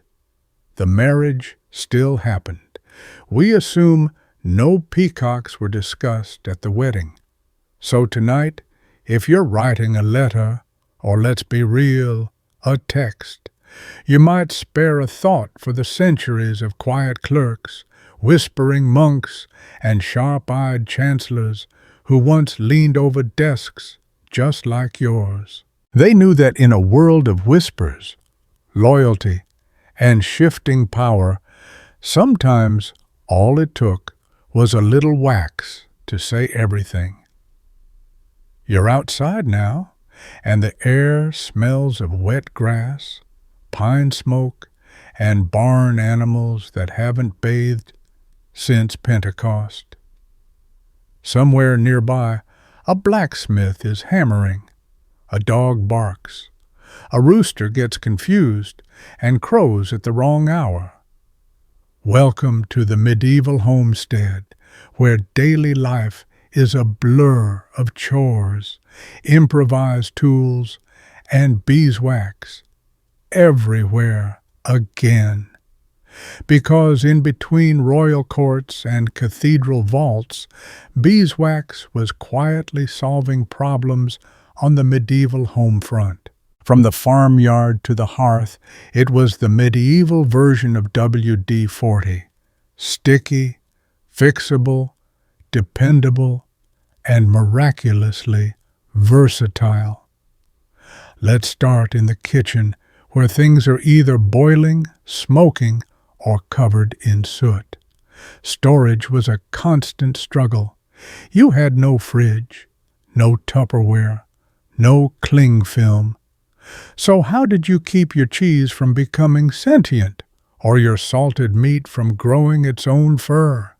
Answer: waxed cloth wraps. A thin piece of linen coated with melted beeswax made a reusable, moldable food cover.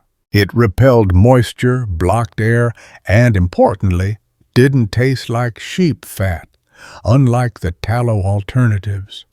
You could press it over a bowl of broth, wrap it around half a wheel of cheese, or roll it into a pouch for dried herbs.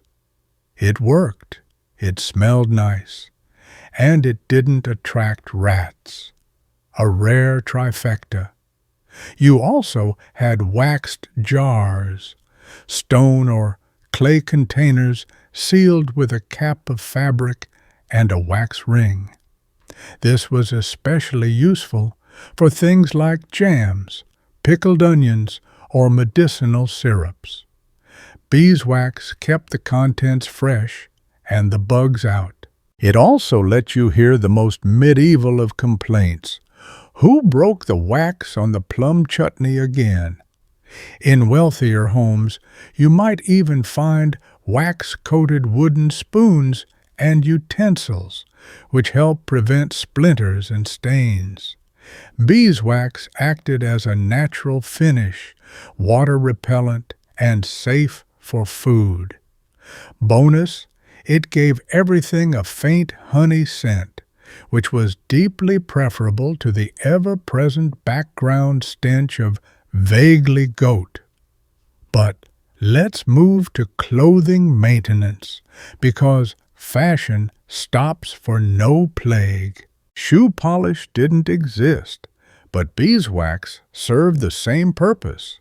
Rubbed into leather boots or belts, it softened, waterproofed, and protected them. Soldiers on campaign carried little wax cakes to treat their boots after muddy marches. Farmers did the same, especially in spring when mud season turned roads into pudding. And it wasn't just boots. Waxed cloaks were a thing.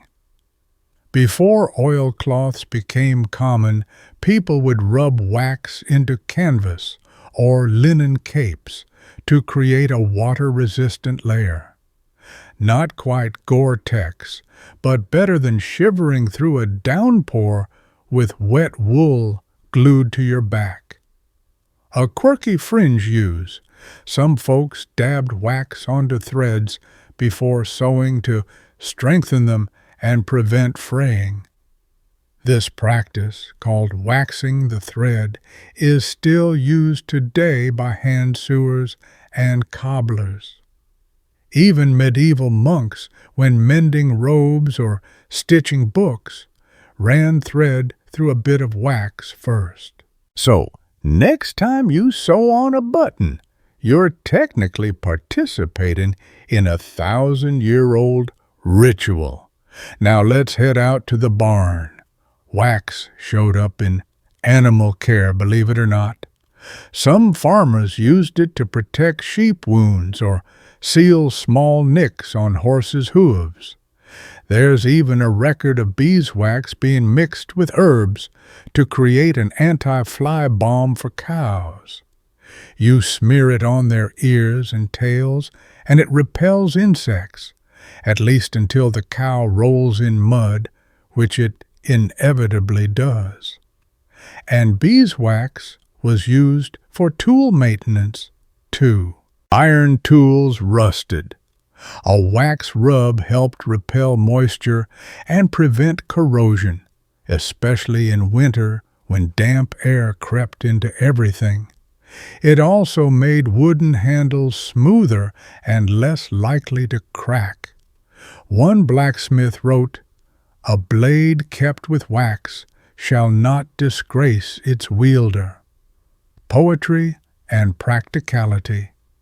Now here's a domestic detail that's just so medieval. Wax seals for vermin holes. Yes, in homes where mice were a constant threat and food was precious, people sometimes sealed pantry holes or wall cracks with globs of beeswax mixed with flour and ash. It was a temporary fix. Mice eventually chewed through it, but it gave people a few more weeks of undisturbed flour storage. Better than leaving it to chance or to the cat, who was probably napping on the laundry. And beeswax didn't just protect objects, it scented the entire house. Even a single beeswax candle gave off a soft, sweet smell, far more pleasant than the usual aromas of garlic, smoke, and feet. Some wealthier households kept wax pomanders, small balls of wax infused with rose, clove, or cinnamon, hung in closets or tucked into drawers to keep linens from smelling like mildew and misery. Historians still argue whether these pomanders actually deterred insects or were just medieval air fresheners. Either way, they gave people the comforting illusion of control over their environment, something in short supply during flea season. A charming little use, sealing personal letters or poems, even between villagers. Not just nobles used wax seals, literate townsfolk, clergy, and merchants did too. One surviving letter from a 14th century baker to his sister includes a broken wax seal in the shape of a small apple, possibly a nod to their family orchard. "May this reach you sweeter than last season's cider," the letter begins. You can practically hear the smile, and just for fun, some kids used beeswax as medieval Play-Doh. They'd roll little figures, coins, or faces using leftover wax scraps from the candlemaker's table. A few carvings have survived, including a rather lumpy wax goat now housed in a London museum. It is not flattering, but it is adorable. So here in the quiet corners of ordinary life, beeswax worked its quiet magic. It didn't shine like gold or chant like monks, but it made things last longer, stay cleaner, smell better, work properly. And in a world where everything tried to break or spoil, that was a kind of everyday miracle. You're in a monastery now, not one of those grand cathedrals with flying buttresses and imported marble, but a quiet, practical place tucked into the hills, where the wind rustles through herb gardens and bells chime in the distance. The stone walls are cool. The corridors smell of ink, smoke, and beeswax. Lots and lots of beeswax. Because if there's one place in medieval life where beeswax reigned supreme, it was the monastery scriptorium, that sacred space where monks copied texts by hand, letter by meticulous letter, in near total silence. And beeswax wasn't just present, it was essential. You picture a monk, hood pulled low, hunched over a wooden desk. His quill scratches faintly as he inks a line of scripture. Beside him sits a wax tablet, a wooden frame filled with darkened beeswax, polished flat like a chalkboard. This, oddly enough, is where most monks drafted their words before committing them to vellum. Why wax tablets? Because parchment was expensive and mistakes were frowned upon. So instead of jumping straight into costly calfskin with ink that doesn't forgive, monks wrote rough versions on tablets using a stylus, often a pointed bit of bone or metal. Need to edit? No problem. Just warm the wax and smooth it over. Instant medieval delete key. Some wax tablets were bound like little books, diptychs or triptychs, and used not only for writing drafts, but also for taking notes, recording dates, and copying prayers. They were the medieval equivalent of a pocket notebook, except a lot stickier and more melt-prone. And speaking of melting, yes, accidents happened. A few records mention wax tablets left too close to candles, causing all the day's work to blur into an illegible soup. One novice allegedly tried to pass off the melted mess as divine interference. It did not go over well. But beeswax wasn't just under the stylus, it was in the tools themselves. Quills needed sharpening, and monks often rubbed them with wax to smooth the tip and reduce ink blotting. Some even waxed their fingers to avoid transferring oils to the pages. Manuscripts were fragile, and you didn't want your sweaty, ink-smudged thumbprints ruining 6 hours of illuminated lettering.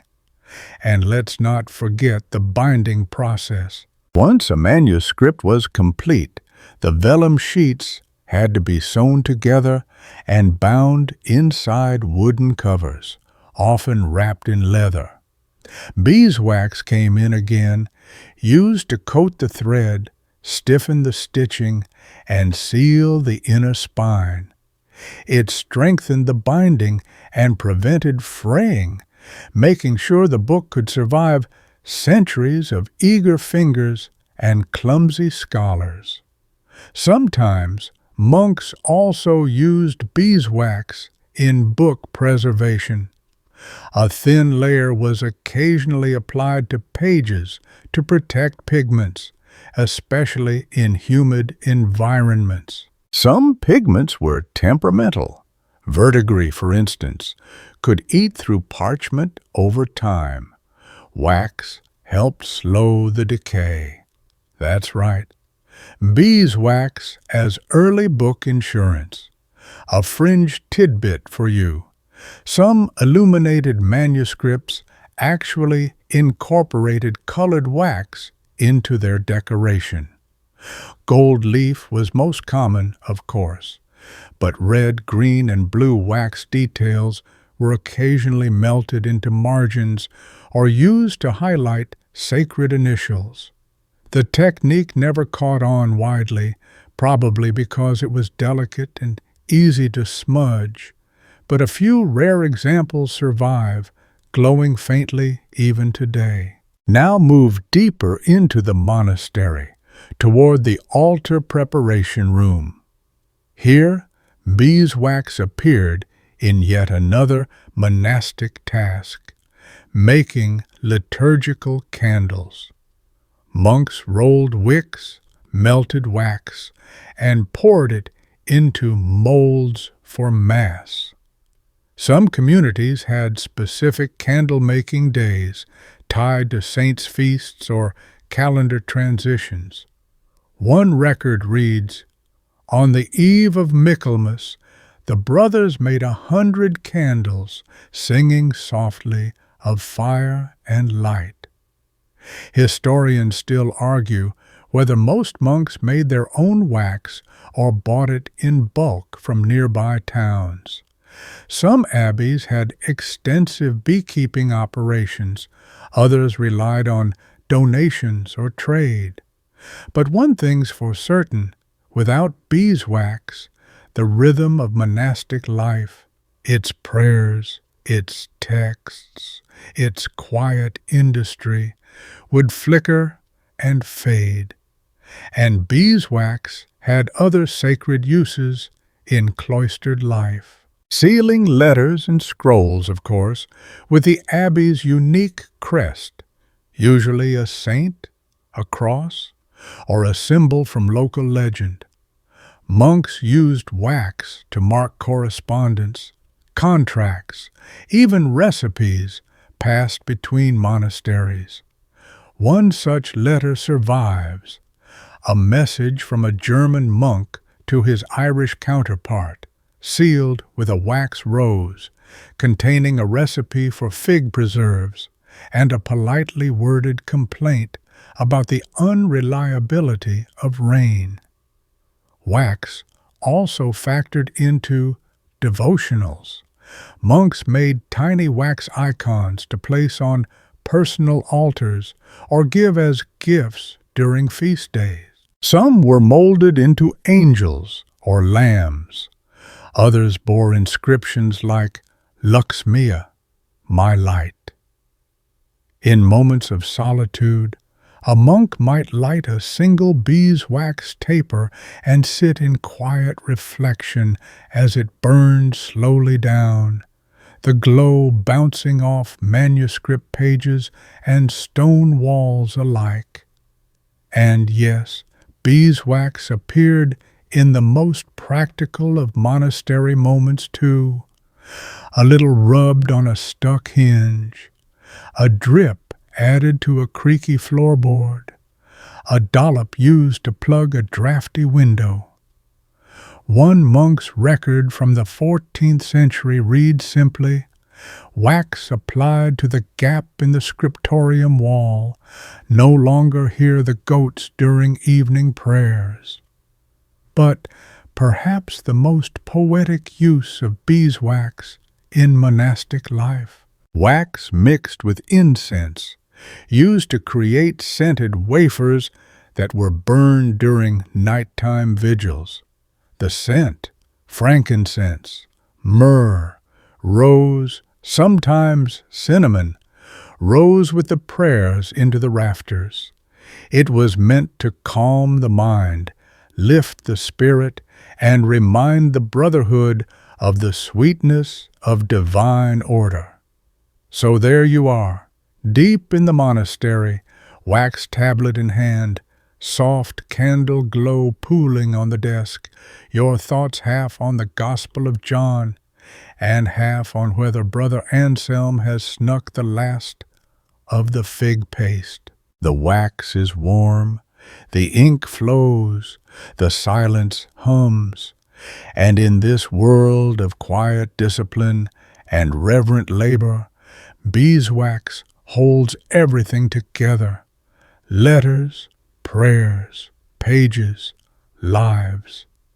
You're inside a tent now, not a lavish royal pavilion, but a rough field tent, canvas sides flapping gently in the wind, with the distant thunder of hooves and armor-clad bodies in motion.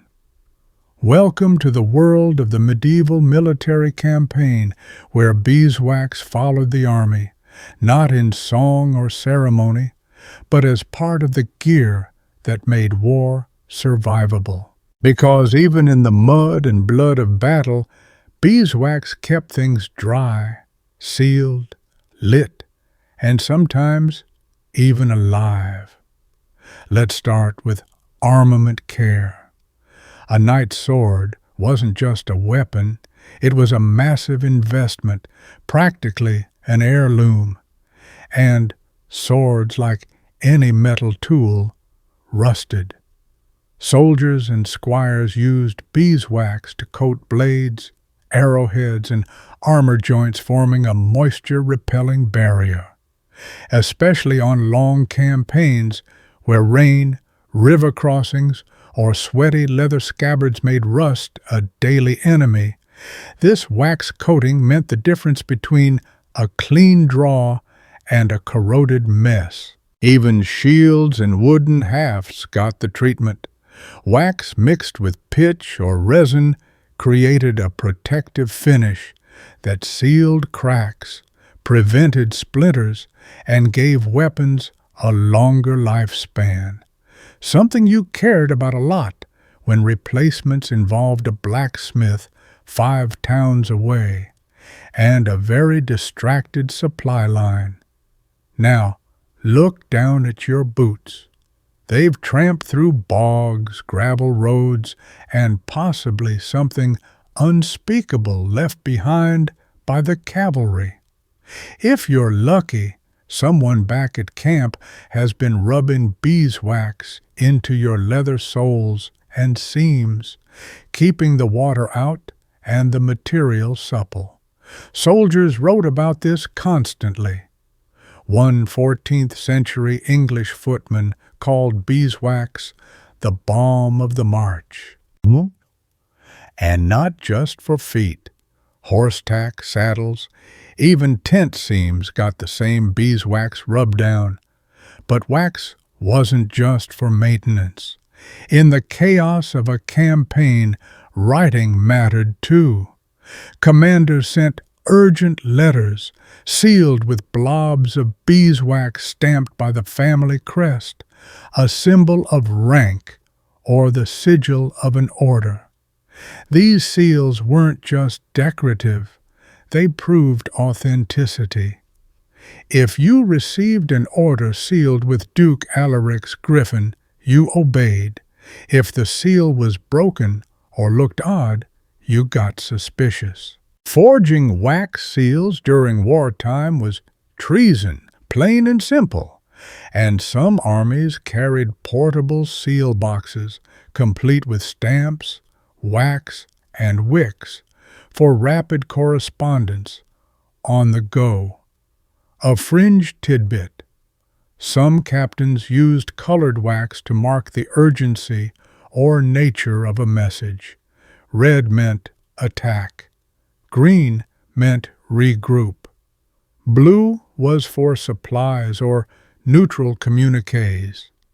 One preserved scroll from a Breton campaign includes the phrase, "Seal this in red, for it concerns the siege." And yes, when the sun dipped and the torches sputtered, beeswax came to the rescue again. Campaign life after dark was rough. Tallow candles smoked too much. Oil lamps spilled. But beeswax candles, even small handmade ones, burned cleanly and evenly.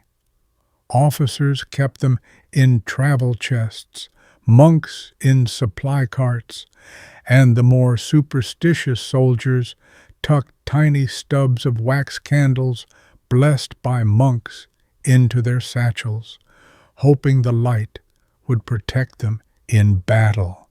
Spiritual insurance.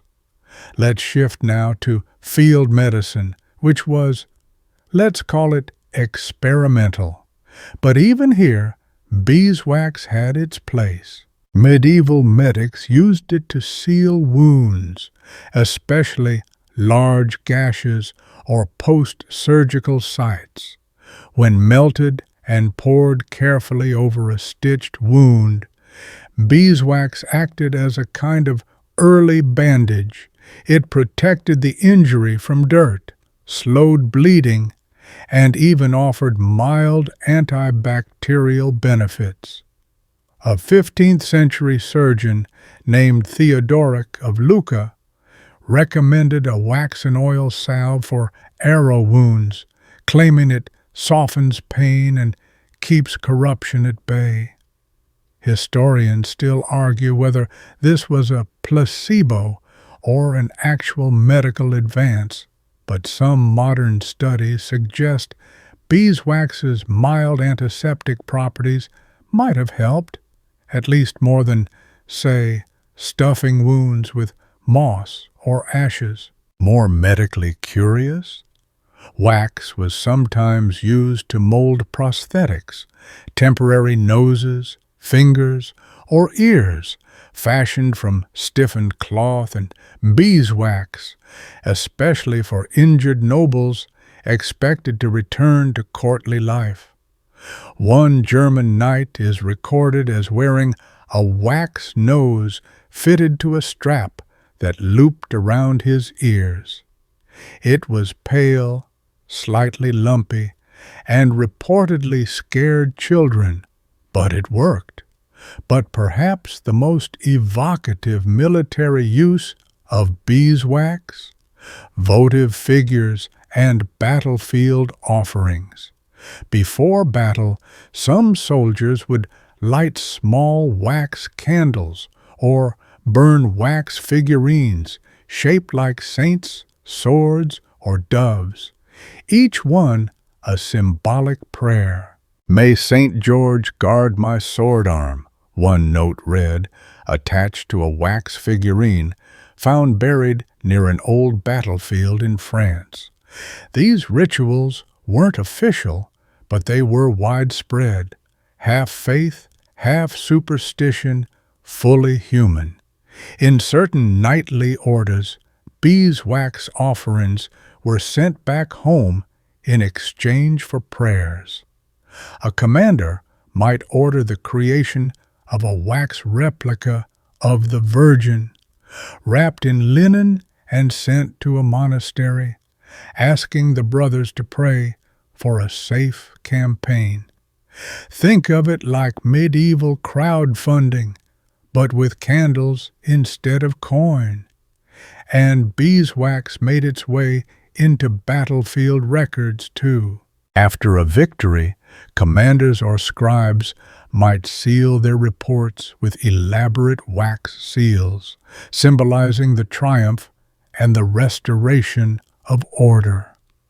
A few such seals still exist, one showing a knight triumphant over a dragon, another depicting a burning tower, possibly an accurate depiction, possibly medieval drama. These reports weren't just about glory. They were legal records for land claims, ransoms, and spoils. And without that wax seal, they didn't count. Lastly, let's return to the personal level. A soldier alone at the edge of camp might sit by a guttering fire, patching a torn boot, sealing a cracked canteen, or lighting a beeswax stub to read a smudged letter from home. In that moment, beeswax wasn't a miracle or a mystery. It was just one more small thing that held the world together, a barrier against rust, a flicker in the dark, a seal against chaos. So while the battlefield roared and banners flew and war horses galloped, beeswax stayed quiet. But it was there, in the gear, the wounds, the whispers, the waxen prayers, making the violence slightly less brutal, the cold slightly less bitter, and the distance from home a little more bearable. You're in a small shop now, low-ceilinged, smoky, and cluttered with bins of herbs, bundles of feathers, and shelves lined with tiny bottles and powders. No signs hang outside. No prices are posted. This is an apothecary's den, somewhere between doctor's office, chemist's lab, and local gossip hub. And tucked among the vials and parchments is a well-worn block of beeswax, because in medieval medicine, beeswax was as trusted as any tonic or tincture. Let's start with something surprisingly modern. Skincare. Yep, beeswax wasn't just for wounds and candles.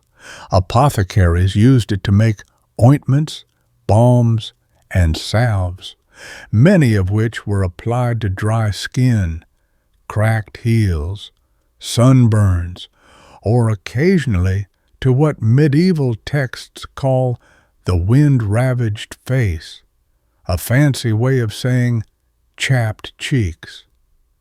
The wax helped soothe, seal, and protect, locking in moisture long before moisturizers became a billion-dollar industry. A basic salve recipe: beeswax melted with olive oil and a touch of rose water, maybe a crushed herb like chamomile or calendula. Let it cool, rub it on, and voila, you've just made 14th century lotion. But the medicinal uses go deeper, literally. Beeswax was a key ingredient in plasters and poultices, often applied to the chest or limbs for various ailments. Mix warm wax with crushed mustard seed, wrap it in cloth, and press it to the chest to treat a stubborn cough. Or, for sore joints, add frankincense and myrrh, believed to drive out cold humors. Historians still argue whether these treatments offered real relief or were mostly placebos warmed by belief. Some modern herbalists point to beeswax's anti-inflammatory and antimicrobial properties. Others say the warmth and ritual of the application did more good than the ingredients themselves. Either way, medieval patients swore by them, especially when the alternative was leeches. Beeswax was also used to mold pills. Before capsules or tablets, medicine had to be shaped somehow, and beeswax was perfect for encasing bitter herbs, ground stones, or crushed beetles. Yes, beetles. We don't recommend trying that at home. Pharmacists rolled these little wax pills by hand, sometimes flavoring them with honey or mint to make them less awful. One record even mentions pills shaped like tiny animals to encourage sick children to take their medicine. Medieval pediatrics bribed them with wax, a fringe tidbit. Some potions were sealed with wax to lock in potency. The belief was that air diluted the essence of an elixir, so bottles of rare tonics like mandrake wine or powdered unicorn horn, don't ask, were corked and then sealed with beeswax to trap the virtue inside. Some of these bottles have been excavated centuries later, still sealed tight. But what about internal use? Would they eat beeswax? Generally, no, not intentionally. While beeswax was technically edible in small amounts, it wasn't prized for taste or digestion. That said, in emergency hunger times, people chewed wax to trick the stomach. Think of it like medieval gum. Soldiers on campaign, pilgrims during lean seasons, and even fasting monks sometimes gnawed on wax to ease hunger pangs. It didn't fill the belly, but it gave the jaw something to do and the mind something to believe. Back in the apothecary's room, beeswax played another odd role: medicine labels. Before printed paper or ink that wouldn't smudge, some jars had tiny wax seals pressed with symbols or letters to indicate their contents. One jar might bear a wax S for sage, another a wax B for honeycomb remedies. This way, even the illiterate could navigate the medicine shelf. Function meets charm. Beeswax even crept into magico-medical practice. Some healers shaped tiny wax effigies of their patients, especially for persistent ailments, and then melted them slowly while chanting prayers. The idea? Transfer the sickness from flesh to wax and destroy it. Medieval psychosomatic therapy, if you squint.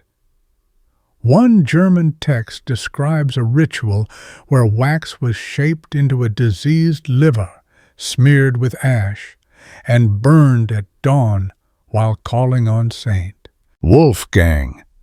The patient, we're told, felt his bile calm before the rooster crowed thrice. Make of that what you will. Even in surgery, a terrifying prospect at the best of times, beeswax made appearances.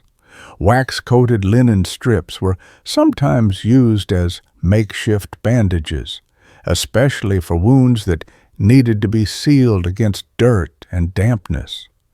The wax prevented sticking and added a mild layer of protection. Surgeons also used wax to plug bullet wounds once firearms became common. Soft wax could be molded to fit a ragged hole and later removed as the wound healed. And for those with more permanent injuries, beeswax helped shape prosthetics and supports. A lost finger could be replaced with a wax-covered wood replica, polished smooth to reduce irritation. One nobleman reportedly commissioned a full-hand prosthetic with a beeswax palm for comfort, designed not just for show, but for grasping a goblet at feasts without drawing stares. In monasteries, infirmarians sometimes used wax to preserve rare herbs, dipping petals or roots in warm wax to seal in scent and potency. These wax-preserved plants were stored in cool chambers and later shaved into teas or added to infusions. It's one of the earliest known methods of botanical preservation, and a few records hint at wax-dipped mandrake roots kept for decades. Finally, let's not forget scent and comfort. When patients were near death or simply very ill, wax tablets infused with aromatic herbs were placed near their heads to ease breathing and mask unpleasant odors. Lavender, rosemary, and sometimes pine were common. One French physician wrote, "A wax rose beside the bed soothes the last hour." So here, surrounded by tinctures and tools, you realize beeswax wasn't some magical cure-all, but it was a gentle constant, soothing, sealing, softening, helping patients breathe, soldiers mend, apothecaries measure, and herbalists preserve. Not dramatic, not flashy, but in a world where every illness felt like a gamble, beeswax helped stack the odds a little more kindly. Now step carefully. You're in the quiet, echoing heart of a medieval courtroom. It's not the loud, gavel-slamming kind you might picture. This is a solemn chamber, lined with wooden benches, arched ceilings, and rows of watching faces. A scribe dips his pen. A bailiff shifts his weight. And in front of the judge sits a sealed scroll, marked with thick golden wax. Because in the world of medieval law and litigation, beeswax didn't just support truth, it quite literally sealed it. In an age before filing cabinets, digital records, or email threads that mysteriously vanish, beeswax seals were the most powerful proof you could hold in your hands. If your contract, agreement, or accusation had no wax, well, good luck convincing anyone it mattered. Let's begin with something deceptively simple. Land ownership. Medieval land deals were labyrinthine.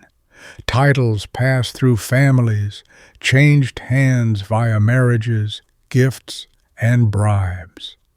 To prevent disputes, or at least win them, documents proving ownership had to be sealed. These were long scrolls, often written in Latin, and always finalized with a large wax blob stamped by the parties involved. Lords had family seals. Abbeys had ecclesiastical sigils. Even towns had official seals kept under lock and key. Without a seal, the deed might be deemed void. If someone tried to forge a seal, they risked fines, imprisonment, or a very public shaming involving rotten vegetables and stockades. Wax wasn't just practical, it was legal identity in hardened form. A quirky detail, in some towns you could store your official seal at the local church, under the care of a neutral witness. This prevented tampering and made sure you couldn't deny a deal by pretending you'd lost your matrix. Medieval excuses had limits, and seals weren't only about land. Marriage contracts, trade agreements, guild memberships, vassal oaths, and even confession records, yes, really, could be sealed with wax. Once applied, the seal represented finality. That's it. No takebacks, just the judgment of time and possibly God. There's a famous case from 1274 where two brothers in Normandy fought over inheritance. One had a sealed letter from our late father, while the other claimed it was forged. The court summoned local clergy, who examined the wax for inconsistencies, bubble patterns, edge smudges, hair embedded in the stamp. It sounds absurd, but these were serious tactics. In the end, the document was ruled genuine. The seal had aged appropriately. Historians still argue whether the judgment was just or whether the winning brother had a friend in the chancery. And yes, the wax itself became a kind of courtroom exhibit. People would pass it around, squint at it, compare it to known samples. Imagine jurors in robes inspecting a lump of golden wax like it held the key to truth. Because, in a way, it did. Beyond seals, beeswax was also used in legal administration. Court scribes used wax tablets to jot down witness statements, tally fines, and record attendance. These weren't final records, just drafts, but they were often heated, smoothed, and reused day after day. Like the medieval version of a dry erase board, only with better longevity and significantly more bees. A fringe tidbit. In some ecclesiastical courts, penitents confessed sins to clerics who recorded penance conditions, fasts, pilgrimages, alms, and sealed them with wax. These sealed slips were sometimes handed back to the confessor, who had to present them at a church later to prove they'd fulfilled their spiritual sentence. Yes, Father, I did walk to St. Edmund's barefoot. Here's the wax to prove it.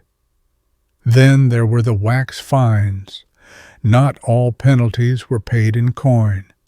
In smaller parishes or rural courts, some wrongdoers were required to pay their fines in kind, including a certain amount of beeswax. You might be told, for slandering your neighbor's sheep, you owe the abbey 1 pound of wax for the altar. It was practical. It was symbolic. And, in some cases, it supported the church's lighting budget. Records show entire towns tallying annual wax dues owed to the bishopric, used for candles, seal-making, and divine intercession all at once. So, sin didn't just light up your conscience, it also lit up the sanctuary. Now, imagine a courtroom drama. A merchant accuses a noble of backing out of a shipment deal. The scroll is presented. A hush falls. The seal is unbroken. The merchant nods. The judge leans in. Let the seal be read. And when the scribe unwinds the scroll and holds up the wax disk for all to see, there's a moment of strange reverence, because that lump of wax carries the full weight of truth, trust, and perhaps treachery. Some seals even bore portraits or symbols as intimidation. A night seal might depict him holding a sword in one hand and a cross in the other. A bishop's might show the gates of heaven with the not-so-subtle message, break this seal and risk damnation. Wax had flair, and it wasn't just men. Noblewomen, abbesses, and queens had their own seals and used them. A surviving letter from Eleanor of Aquitaine is sealed with a lion's head surrounded by stars. It's still perfectly intact nearly 900 years later. Try getting your inkjet printer to manage that. Lastly, court clerks often recycled wax.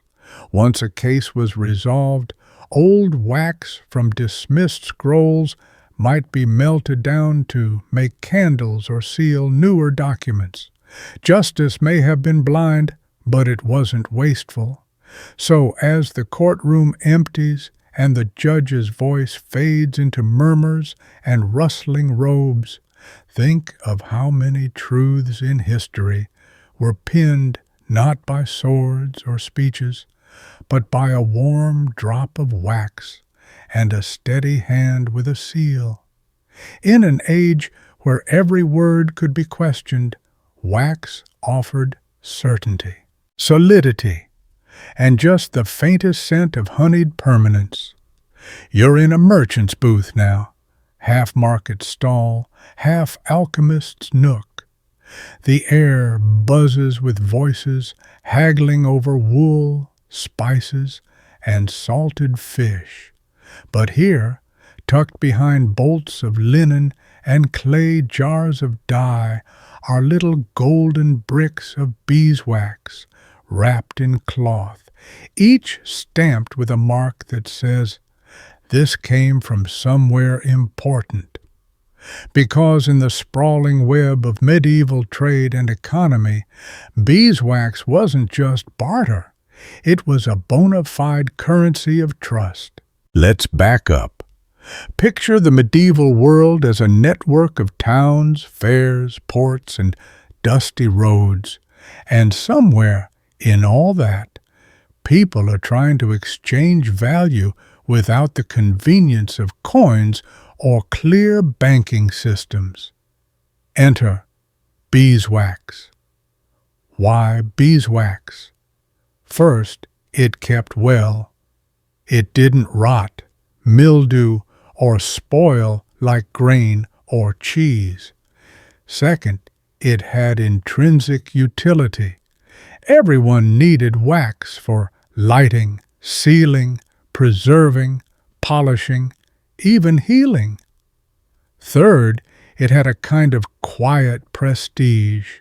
Tallow was for peasants. Beeswax meant quality. So it started slipping into deals, not just as a product, but as a medium of exchange. In towns short on minted coin, people paid debts, rents, and dues in wax. A landlord might accept 5 pounds of beeswax instead of silver. A monastery might list its tithe obligations as 4 lambs, 3 hens, and a stone of wax. Royal courts kept inventory scrolls where wax appeared next to spices and wine. It was that valuable, and not just locally. Beeswax was a cross-border commodity. Eastern Europe, especially what's now Ukraine and Belarus, had vast forests and wild hives, producing wax in industrial quantities. Merchants along the Hanseatic trade routes, A network of North Sea and Baltic ports shipped tons of this wax westward to cities like London, Bruges, and Cologne. A single barrel could light a cathedral or seal a year's worth of documents. Traders guarded these barrels like treasure. One London customs record from 1382 lists beeswax arriving from Riga, taxed at a higher rate than wine. Historians still argue whether this reflected scarcity or just bureaucratic pricing schemes. But either way, it shows how serious wax trade had become. And yes, there was wax fraud. Shady merchants sometimes mixed beeswax with cheaper animal fats or pine resin. The results looked fine, but burned badly, smelled worse, and ruined seals. So guilds in major cities established wax inspection rules. A wax guildmaster would slice into bricks and sniff for impurities. Some even used hot knife tests, watching how the wax melted. Pure beeswax had a clean, slow drip.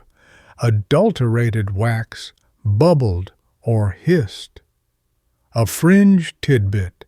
One medieval guidebook warned buyers to beware of wax softened by goat tallow and perfumed to mask its crime.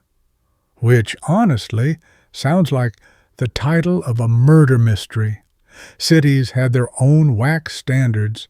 Paris had white wax for church use, yellow wax for household use, and brown wax for everything else. Traders marked wax blocks with stamps indicating origin, some from known apiaries, others from abbeys or royal estates. These marks worked like medieval branding, guaranteeing quality and building reputation. If your wax bore the B and cross of Abbey St. Martin, everyone knew it would burn long and clean. Even royal treasuries stocked wax like bullion. In England, the Exchequer recorded how many stones of wax, a stone being 14 pounds, were stored for legal and ceremonial use. In lean years, records show wax being borrowed from churches or repurposed from unused candles. Basically, a medieval version of juggling budget lines. And here's where things get poetic. In some places, wax was weighed alongside justice. At the annual Candlemas Fair, held each February, merchants sold beeswax in bulk to churches preparing for the season of Lent. The event was part market, part religious festival, and some towns required every trader to donate a portion of wax to the local cathedral before they could open a stall, lighting the sacred before lighting their pockets. In villages, wax was even used as a dowry component. One marriage record from 15th century Germany lists 1 bed, 2 gowns, and 6 ounces of cathedral-grade beeswax as part of the bride's inheritance. Symbolic? Sure. Practical? Absolutely. Wax meant warmth, security, and status. Let's talk shipping. Because wax was heavy, fragile in heat, and prone to theft, merchants often wrapped it in waxed linen, tied with twine, and marked with a seal. Invoices noted not just weight, but purity by sniff and scrape. A standard you will unfortunately not find on modern shipping labels. Some caravans even employed wax tasters. Yes, actual professionals who tested samples before approving the shipment, and the wax economy went both ways. Apiarists, those who kept bees, could earn a tidy income selling to traders or lords. Some peasants paid their taxes in wax harvested from wild hives. Others bartered with traveling monks. Wax for scripture, as one abbey log records, referring to beeswax exchanged for a copied prayer scroll. Faith and flame, one trade at a time. Oh, and let's not forget seasonal demand spikes. At Easter, for example, every church needed a paschal candle, usually a huge pillar of beeswax, sometimes as tall as a person. Demand skyrocketed. Prices rose. Wax hoarding happened. One merchant was fined in 1421 for hoarding 4 barrels of holy wax to drive up prices. Proof that market manipulation is older than Wall Street. And yes, even in death, wax had economic weight. Funeral rites often required candles to be burned for days. Wealthy families commissioned wax figurines to be placed around coffins. The bigger the display, the more expensive the beeswax, and the more neighbors knew just how beloved or rich the deceased had been. So here in the heartbeat of the medieval market, amid bells and barter, beeswax glows quietly, not flashy like gold, not intoxicating like wine, but steady, trusted, and always in demand. A commodity that lit the night, sealed the deal, and kept the wheels of economy turning one sweet-scented brick at a time. You're in a grand cathedral now. The nave stretches into darkness, echoing with silence. Light filters through high stained glass, painting the floor in reds and blues. Incense hangs in the air. And just below the altar, a single thick beeswax candle flickers, its soft, steady glow more powerful than any sermon. Because in the medieval church, beeswax wasn't decoration. It was symbol, sacrifice, and sacred duty, all rolled into one warm, golden stick of flame. Let's start with the basics. Beeswax candles were the gold standard for religious settings. Unlike smoky, greasy tallow candles, beeswax burned clean and bright, without the smell of old stew. That made it the ideal choice for chapels, relic rooms, altars, and anywhere holiness needed a little help from lighting. Every church, from the tiniest roadside shrine to the sprawling Gothic cathedrals, relied on beeswax for ritual and rhythm. Morning Mass, evening Vespers, holy days, each had its own lighting script, and beeswax was the medium. In a very literal sense, it lit the way to God. There were even rules, a lot of them. Canon law required that candles used during Mass and on the altar be pure beeswax. No tallow mixes allowed. The Church believed beeswax was not only cleaner, but theologically pure. Made by virgin bees, it was a symbol of Mary. The steady flame represented Christ, the wick, his soul, the melting wax, his body, given for the faithful. It was theology with a heat source. One common requirement, the Paschal candle, lit every Easter. This enormous pillar, sometimes over 6 feet tall, was made entirely of beeswax, decorated with symbols of Christ, and lit from a sacred fire. It stayed burning throughout the Easter season, sometimes for 50 days straight, depending on the parish budget and wind conditions. A fringe tidbit. Some churches actually measured time by how long these candles burned.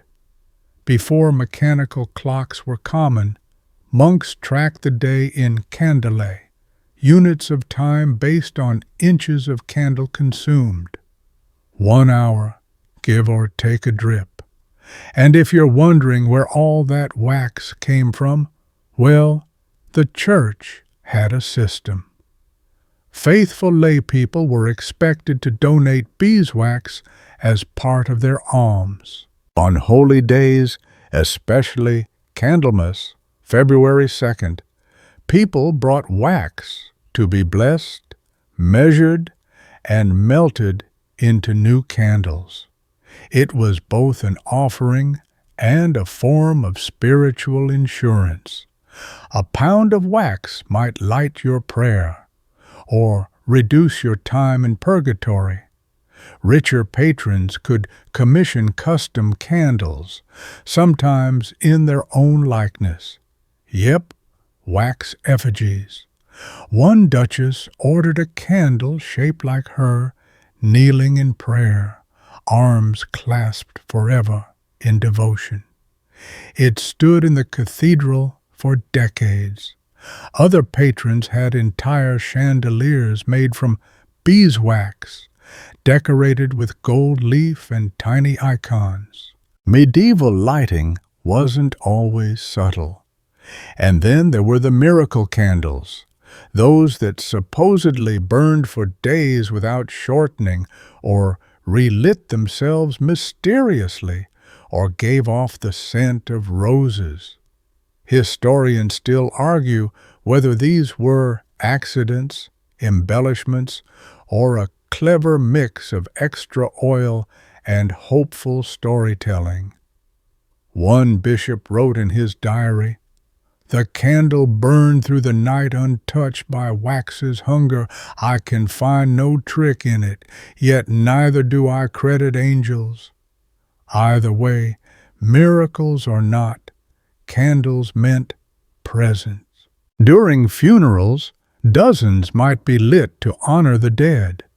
For processions, acolytes carried tapers ahead of relics or banners. In exorcisms, a circle of beeswax candles was sometimes arranged around the afflicted. The flame didn't just illuminate, it protected, sanctified, transformed. And when the candles were snuffed, the stubs, called blessed remnants, weren't thrown away. They were melted into new holy objects, stored for emergencies, or even buried with the dead. One priest requested that a candle that lit my first Mass light my last rest. His church obliged. Beeswax even played a role in monastic penance. Some monks, especially in stricter orders, were required to make their own candles as an act of humility.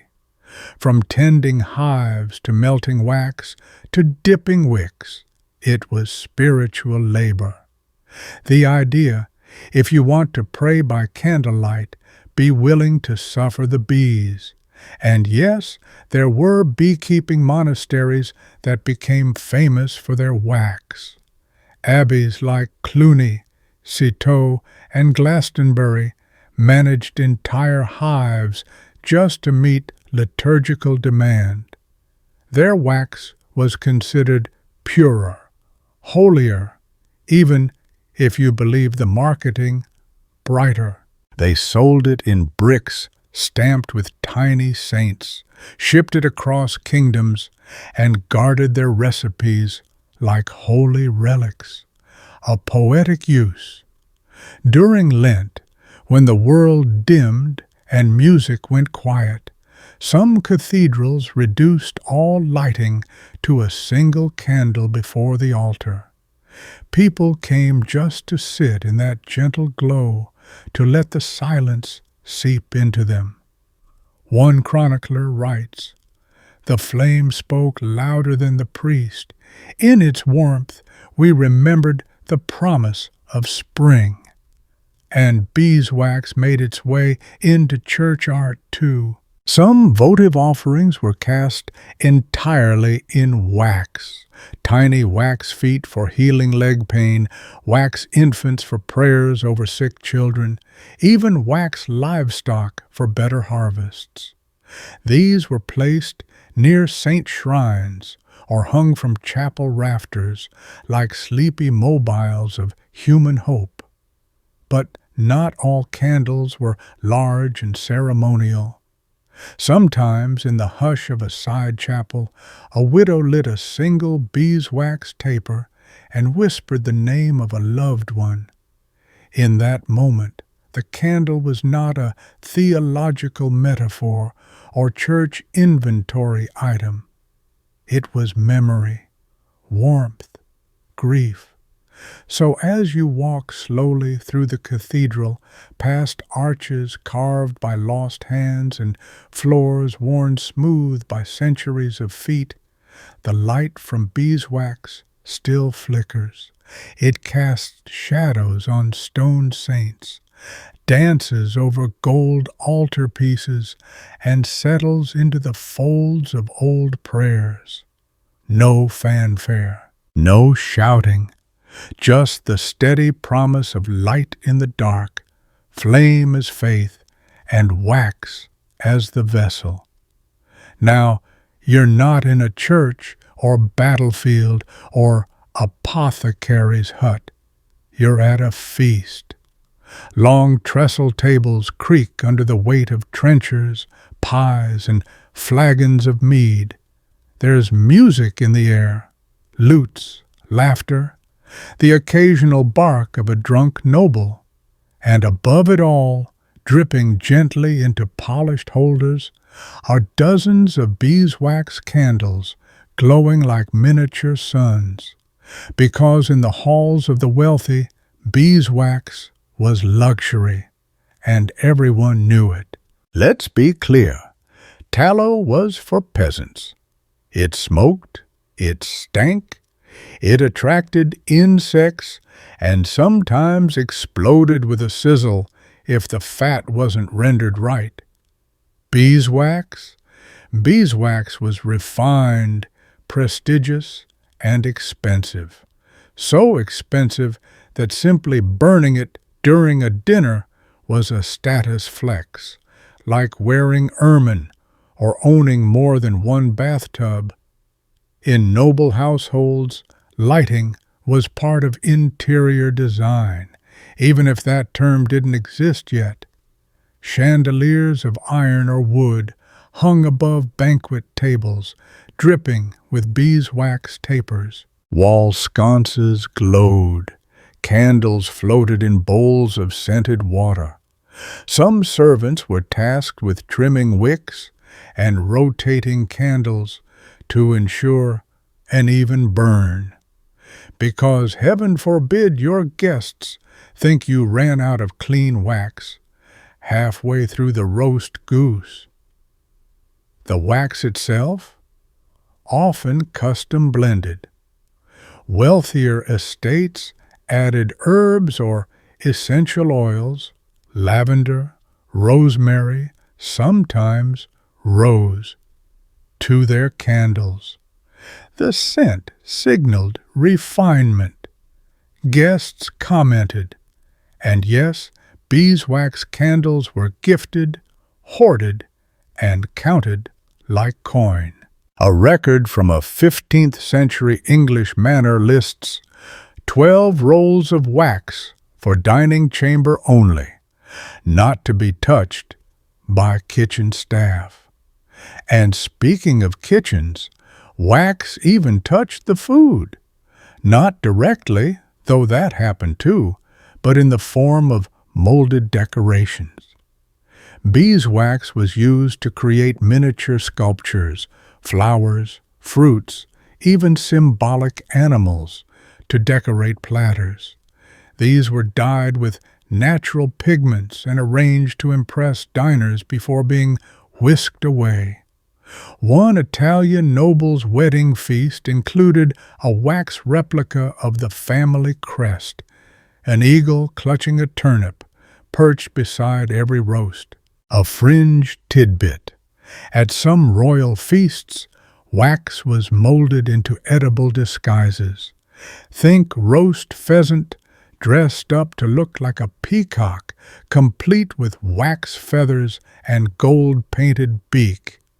No one ate the wax, of course, unless they were trying to impress a lady or win a bet. And let's not forget gift culture. Beeswax candles were a diplomatic staple.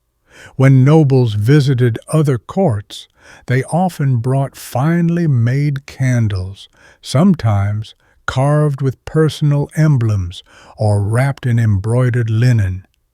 One countess even commissioned a box of candles shaped like swans, each one hollow and filled with perfume.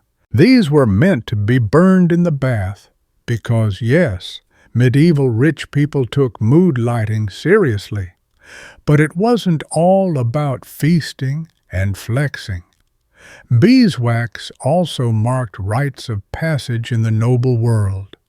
At births, a candle might be lit during labor and left to burn until the child's first bath. For baptisms, tiny wax tapers were given as keepsakes, sometimes pressed with a saint's image, sometimes the baby's initials. At coming-of-age ceremonies, a young noble might light their first candle as a symbol of stepping into duty. The flame didn't just illuminate the room, it told a story. And then, of course, there were weddings. Candles lined the aisle. Beeswax wreaths hung over the altar. Some traditions included melting wax to bind two small figures together, symbolic unity in sticky form. In certain regions, the couple kept a beeswax candle lit for the first week of marriage. If it went out early, well, the in-laws had opinions. One preserved tradition from Burgundy had the bride and groom carve initials into a wax block during the reception, then seal it in a box with dried flowers to be opened on their 10th anniversary, unless they got divorced first, in which case the wax got melted down for someone else's nuptials. Economical and slightly petty. Historians still argue whether these wax customs were widespread or just regional curiosities recorded because they were so charming. But enough records survive to say beeswax had a ceremonial role far beyond the church. Even in leisure and art, the upper classes dabbled with wax. Some noble women kept wax modeling kits for crafting miniature sculptures. It was considered a proper pastime, delicate, meditative, and easy to clean up. Letters from noble courts mention ladies crafting wax flowers, saints, even dioramas of their estates. The really ambitious ones added powdered gold or dyed threads for embellishment. One Spanish princess reportedly sculpted an entire chess set from scented beeswax. Sadly, only the rook survives. And in moments of grief, yes, even nobles grieved, beeswax played a final part. At funerals, Processions were led by candle bearers holding thick beeswax torches. Family members lit votive candles and placed them at the grave. Some kept a mourning candle burning at home for days or weeks.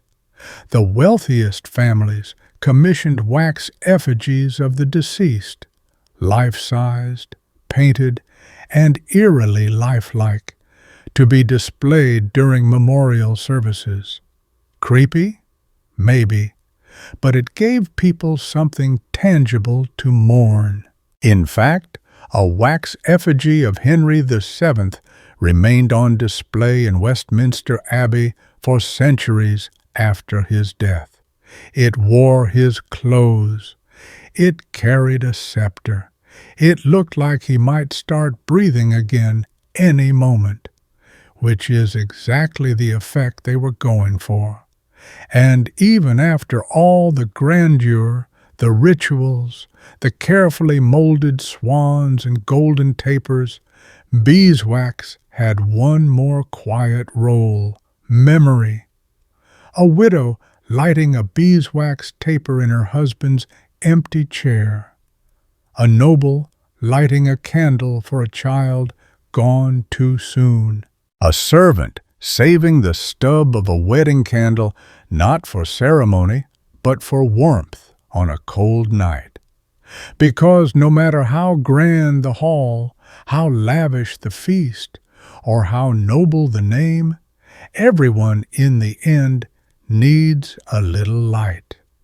And that's what beeswax gave them: warmth without smoke, flame without fanfare, memory without words. In a world of darkness and ceremony, it glowed steady, soft, and golden. You're alone now. The feast has ended. The chapel bells have gone quiet. The market's long since packed up. It's night in the medieval world, thick, quiet, and almost completely dark. Except, of course, for one thing: a single beeswax candle flickering gently on a wooden table, casting golden ripples over parchment, pewter, and sleep-heavy stone. And this, really, is where beeswax was always meant to be, not in the noise and ceremony, but here, keeping company with stillness. Because when all the grand uses are set aside, the royal seals, the battlefield bandages, the sculpted swans, it was the daily, humble glow of beeswax that meant the most. It stood between you and the dark, between a late-night prayer and a stumble into the fireplace. It lit your copy of the Psalter, your carving of a whistle, your inked letters to distant friends. Beeswax didn't just illuminate, it accompanied. Take the scribe, hunched at his desk. He's been copying lines for hours. His quill scratches rhythmically, dipping again and again into ink thinned with wine. Beside him, a beeswax taper gutters faintly, pooled at the base with yellow drips like soft petals. If he's lucky, the wax is pure and slow burning. If he's poorer, the candle's short and quick to spit. But it's enough. Enough to finish this passage. Enough to keep the words visible for just one more line. In homes, especially in winter, a single beeswax candle might be the only source of light for an entire evening. Families gathered around it to tell stories, patch clothes, or simply sit. Children stared into the flame until their eyes watered. Mothers pressed wax into leaky jars. Fathers softened waxed thread to repair boots. The flame gave no speeches. It just stayed. In many homes, candle ends, called blessings in some folk traditions, were saved and melted down again. Nothing was wasted. If a stub burned too low, it was floated in oil. If it broke, it was warmed between fingers and reset in a new wick. The candle lived on. Light was a form of thrift, and in the quiet hours of night, beeswax gave the most precious gift of all, time. Time to write a few more words, time to finish a prayer, time to think, grieve, love, or simply be. Even an hour of golden light felt like a miracle in a world ruled by the sun and silenced by its setting. Some believed beeswax candles helped guide dreams. A taper lit before sleep was said to protect the soul from nightmares or call forth messages from saints. One poem from the 13th century describes a dreamer visited by a bee of flame who whispered truths. Mystical? Sure. But in a world full of shadows, people reached for what little clarity they could. A fringe detail. In some folk traditions, a piece of beeswax was shaped into a small disc and slipped under the pillow to soften the sleep. Whether that meant dreams, sin, or literal neck pain is unclear, but it's a lovely thought. And still, scholars debate. Was beeswax really the candle of purity, as priests claimed, or just the most accessible clean-burn material in a world of smoke and soot?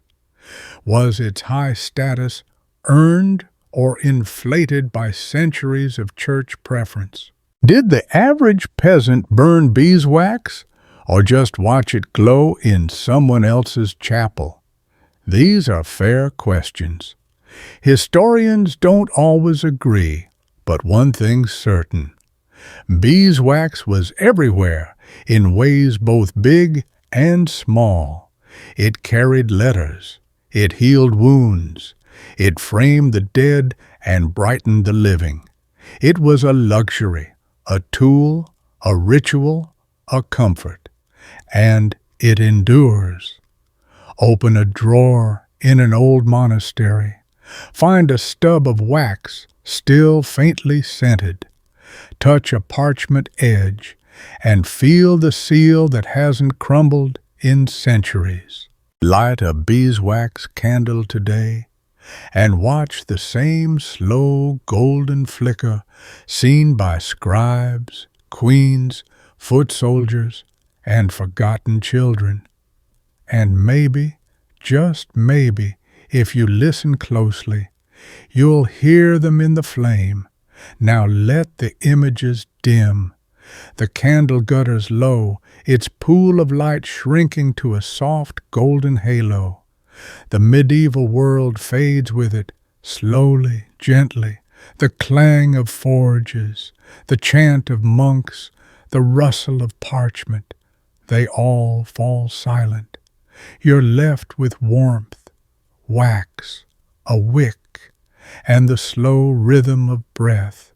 Imagine you're lying in a small chamber, high in the rafters of an abbey. Cold stone walls cradle you. Wind hums gently through the cracks. But at your side, a beeswax candle glows steady, casting soft amber light across a worn wooden floor. It smells faintly of honey, old prayers, and something like sunlight preserved. Its flame is no longer history's witness, or religion's servant, or a noble's pride. Now it's just a quiet companion, a soft anchor between waking and rest. Let your thoughts drift like smoke, upward, outward, away. No need to hold on to names or facts or timelines now. The seals are pressed. The scrolls are stored. The stories have been told. All that's left is stillness and a little golden light. Good night.